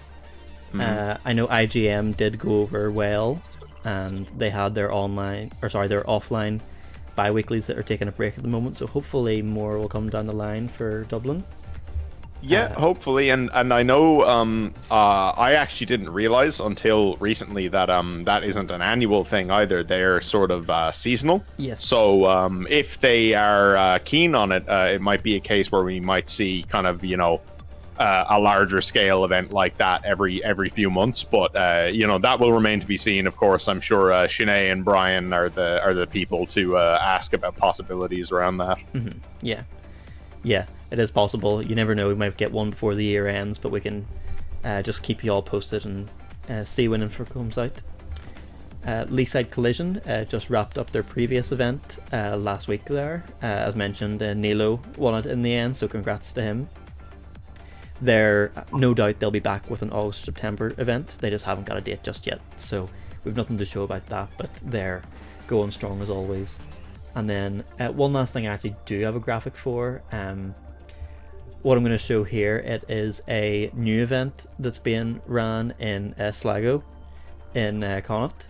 So one of the guys who donated earlier, Bossu, he's helping to run this, so he's got a venue sorted, and it's going to be on August the 10th, which I believe is Saturday. So I'm not too familiar with the scene over there, but if there's a decent few of you who are willing to travel over that direction, then be sure to keep an eye out. Registration's set to open for it later on this week, Thursday or Friday, so fingers crossed. It'll get a decent turnout as well. More areas in Ireland getting more locals is always great to see. Graphic design is not my passion. Hey, it does its job, Bossu. That's good enough. Yeah, for sure. But yeah, when it comes to Irish Heatwave, I'm just gonna show the finalists once again. So we've finished up this for a while, and I think with the future offline the next couple of weeks, I think it's fair enough to say that I'll be having a little break from doing them. I think that's more than deserved. Yeah, I don't. I'm very excited for Lydia. I played a lot of Lydia in Tekken 7, so I'm kind of sad that we've just missed her for these, but it's okay. We'll probably have a little break. Probably won't see anything during August, but I do hope to run some other things. I know at the end of a couple previous heat waves we've talked about potential things that we could do, and I do still intend to do something like that, so I hope a little bit down the line we'll be able to do perhaps a 2v2 bracket that we had talked about. Oh, that'd be fun. Yeah, 2v2 is what I really want, and although it would be a little more awkward, I'd also like to do Tekken Ball. I'm very much a fan for Tekken Ball, so we'll get some... I'd really like to see like an actual like Tekken Ball bracket run. I think that'd be a really fun way to kind of break up the monotony of things. Yeah, exactly. Sick. We ran one at the launch tournament in Belfast, and it was really fun. Richard won, funnily enough. Reigning Tekken Ball champion. Did you play Lily? Yeah. Did you? Was it all just Matterhorn? Yeah. Yeah. Yeah. So the finals was Richard against CJ. So it was Matterhorn versus Nunchucks. Yeah. And Matterhorn reigns supreme, as it should. But yes, I'd like to get back to this. As we were getting towards the end, I was thinking to myself, man, I'm sad that we've only done 8 of these. I wish we had done more, but it's good to space things out a little bit, and hopefully down the line, perhaps when Heihachi is released and so on, we can maybe see about a few other single events like this. Very fun to run. No, deadly. But I guess that's probably us done for the evening. Thank you very much, Matt, for I suppose letting us know what's going on. Thank you for having us, me and Richard, obviously on commentary, and thank you everyone who played, thank you everyone who tuned in, and thank you everyone who contributed to the prize pool. Go enjoy the rest of your evenings, and we'll catch you soon. And also, everybody, please give a shout out to Matt in chat, because Matt/Skeletor has organized all of these, basically single-handedly. So that's like everything is managed by him. If you see it, he did it. Like this is a lot of work. So like shout out to him for that. It's insane work. You guys have no clue how much I want to enter these. So yes, it's appreciated. But yeah, we'll get a move on, shall we? Yeah, shout out to you though. Like genuinely appreciate it, my dude. It's thank you for organizing these, keeping the scene together. What a babe. Yeah, thank you everyone. But yes, we'll be back with more things before too long. So yeah, hope everyone enjoyed, and we'll see you another time. Bye bye everybody. See you. Bye bye.